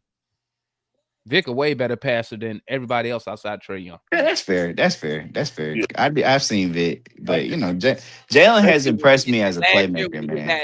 That full court bounce pass with the backspin. I'm just saying, Jalen Johnson as a playmaker has impressed me because when they tried to run this dude at point forward last year, it was awful. It was awful. That was really Jalen Johnson's first time getting those major minutes like that with the ball in his hand. Yeah, that's why it's impressed me because it's like, dude, you got hurt last year before you had a chance. I feel like he would have played through this. He went down. It out. He was 21-10 when he went down, right? I think he was probably like 18, 10, and 5. Ascending too, DeMar. He was. I think he was getting better right when he went down in January. He got hurt right after MLK Day, right? He had 20 points last year before he got hurt, right? Nah, he averaged 18. Really? He's like 18, 10, and 5. He was on a stretch. He was on a stretch of like 5 or 10 games where he was doing like 20, 10 plus points, and then but because he started the year slower as a scorer, it averaged to be like 18 points, but. I mean, look, for him to have not played basketball on the NBA setting in 6 months coming into the year, 6-7 months coming into the year, and have made this big of a stride as a playmaker is very impressive to me. Just like he had shoulder surgery. Like last time we seen Jalen Johnson for the season in the playing games, he was on the bench with his arm in a sling. Yeah, and he couldn't shoot. He couldn't shoot. He couldn't shoot. He couldn't shoot, but he came back with a shot, with a jumper, and he came back really a point forward. I'm impressed, but the defense is, bro. Do you want to? But that's why I went off on that rant, bro. Couple weeks, I'm like, dude, you. Now you know the funniest thing you did, Jay. Like, what is that? Hey, listen, Larry. I don't know if you saw this, but listen. I had to kill this dude on the stream, man. Hey, Jay came in here at the halftime. He was saying something. I forgot what you were saying. It was something like, yesterday? We're good. Don't even worry about it. We good. Hey, listen. Man, I thought he was going to win this shit, next thing I know, I get a super chat. That was my peace offering to mine because I came in there. I came in there. Fire Quinn. I'm done. That was my peace offering. Cause it's like, man, Quinn, bro, you did not. You said it in my chat too. I did, man. I did. I came in with the super chats on both streams. Got Jay on record. He's team Fire Quinn. I was team Fire Quinn yesterday because it's like you ain't get them dudes ready to play. But I think that was on the players, man. The players. I think the players went to Rose Bar. It's because at the halftime, Jay was so proud. He was like, "Hey, don't worry about it, man. You know, the shots just now falling. They gonna come in. We gonna get it." They made me look bad. We gonna come back. Hey, look, I promise you, Larry. As soon as that third quarter ended, it said super chat, Fire Quinn. I'm done. I don't even think I waited to the end of the third quarter. I probably seen that. Nah, I like what Larry said. I like what Larry said on his stream, where he was like, "Man, these dudes got to buy their own plane tickets back to Atlanta." Hey, they gotta buy their own plane ticket after that. You gotta forfeit your game check. Third quarter, Jay said, You gotta forfeit. Yeah, because once I seen that pass from Nikhil, I'm like, bro, what? I was like, what? But first of all, why are you transition in the transition game trying to even throw the ball into the post with nobody on you? I'd rather you just take the semi-open three. But you throw in and then it's like, bro, no one is fronting KP. He already has sealed his man off. Why are you throwing a bounce pass It's so embarrassing to watch a 27-year-old NBA player that cannot throw. Hey, why your boy Dyson Daniels try to go behind the back in the lane, man? You know what I think happened? I went back and watched that play today. I don't think that. I think he was just back. I think he tried to get up in the air, right? He was trying to do the reverse layup, and he seen Alex Sarr was about to send that shit to the third row. So he tried to bail out on the shot, bro. Hey, I seen Dyson do a layup, man. That dude went to the man. You know the play I've been watching with Dyson Daniel on repeat. Hey, I probably watched this play. Larry, he threw the layup. He took the left hand. Now he's going left. Gets to the left side of the goal. Throws the ball like this. Took the left hand behind his head. Man. And he wasn't even looking. Man, you know the play I can't stop watching, bro. You know the Dyson layup attempt I can't stop watching. I've seen this shit. He laughed at it every week since it happened. Where he tried to run in on the transition on Jalen Duren. Jalen Duren volleyball swatted that man. Jalen Duren ran to the front of the rim, squared up. It was like meet me. Like Jalen Duren went up like Dyson Daniels was about to dunk on him. And when Dyson went up with that weak finger, he two-hand swatted that thing. He saw that ball, bro. Listen, he saw that ball. That's how Barry Bonds see a baseball. His eyes got so big. Bro, when you got time to just slam the ball down like that, bro. Man, he slammed it with two hands. He like gorilla swatted that thing. But see, he thought Dyson, he went up there with like Dyson thinking Dyson was about to try to dunk on him or something. He went up there about that action. Dyson went up there so soft with that finger. I don't know why he go up there with that. Bro, Jalen Duren had to be thinking that. Jalen Duren was like, "Dang, this the easiest block I ever had." I'm like, bro, you supposed to dunk on this man. Hey, we're going to do a show after Thanksgiving, man. We're going to start going through these losing ass teams, see who the Hawks. Do we need to be buyers at the deadline? Oh, we need to be sellers on KP. We'll talk about that on Friday. Zubac. All right, I'm going to see. All right, y'all stay up, man. You got anything, Larry? Get Zubac and join us on Friday for Georgia Tech versus Georgia Bulldogs. Who you taking, Larry? The Dixon Way, _Dixon_Way on YouTube. Tap in with the homeboy Larry. Larry, who you taking? Who you think? You taking Georgia? Nah, look, Larry, I said it might be a top 10 matchup. I was talking good about him a month or two ago, man. Larry said, "Y'all stop that shit. Little brother is little brother." Yeah, little bro. Man. Hey, but you know, Tech get up for Georgia, so man, Tech is sorry, man. Them dudes, bro. That's their Super Bowl. They win this game, they might go to the playoffs. They're not beating my guy, man. But all right, man. They're not beating my boy Gunna Wanna. All right, y'all. I'ma holler at y'all, man. Y'all enjoy Thanksgiving, family. Thank you for tapping in with us. We appreciate the support, and we are out, man. Peace. I keep that shit on me. That shit on, yeah. I keep that shit on. Yeah. The telephone racks for the drip on me. Keep that shit on. Blowing on the Zion, sipping lean. I keep that shit on. Bad bitch to recognize me. I keep this shit on, yeah. I keep that shit on. I keep that shit on me, yeah. I keep that shit on me.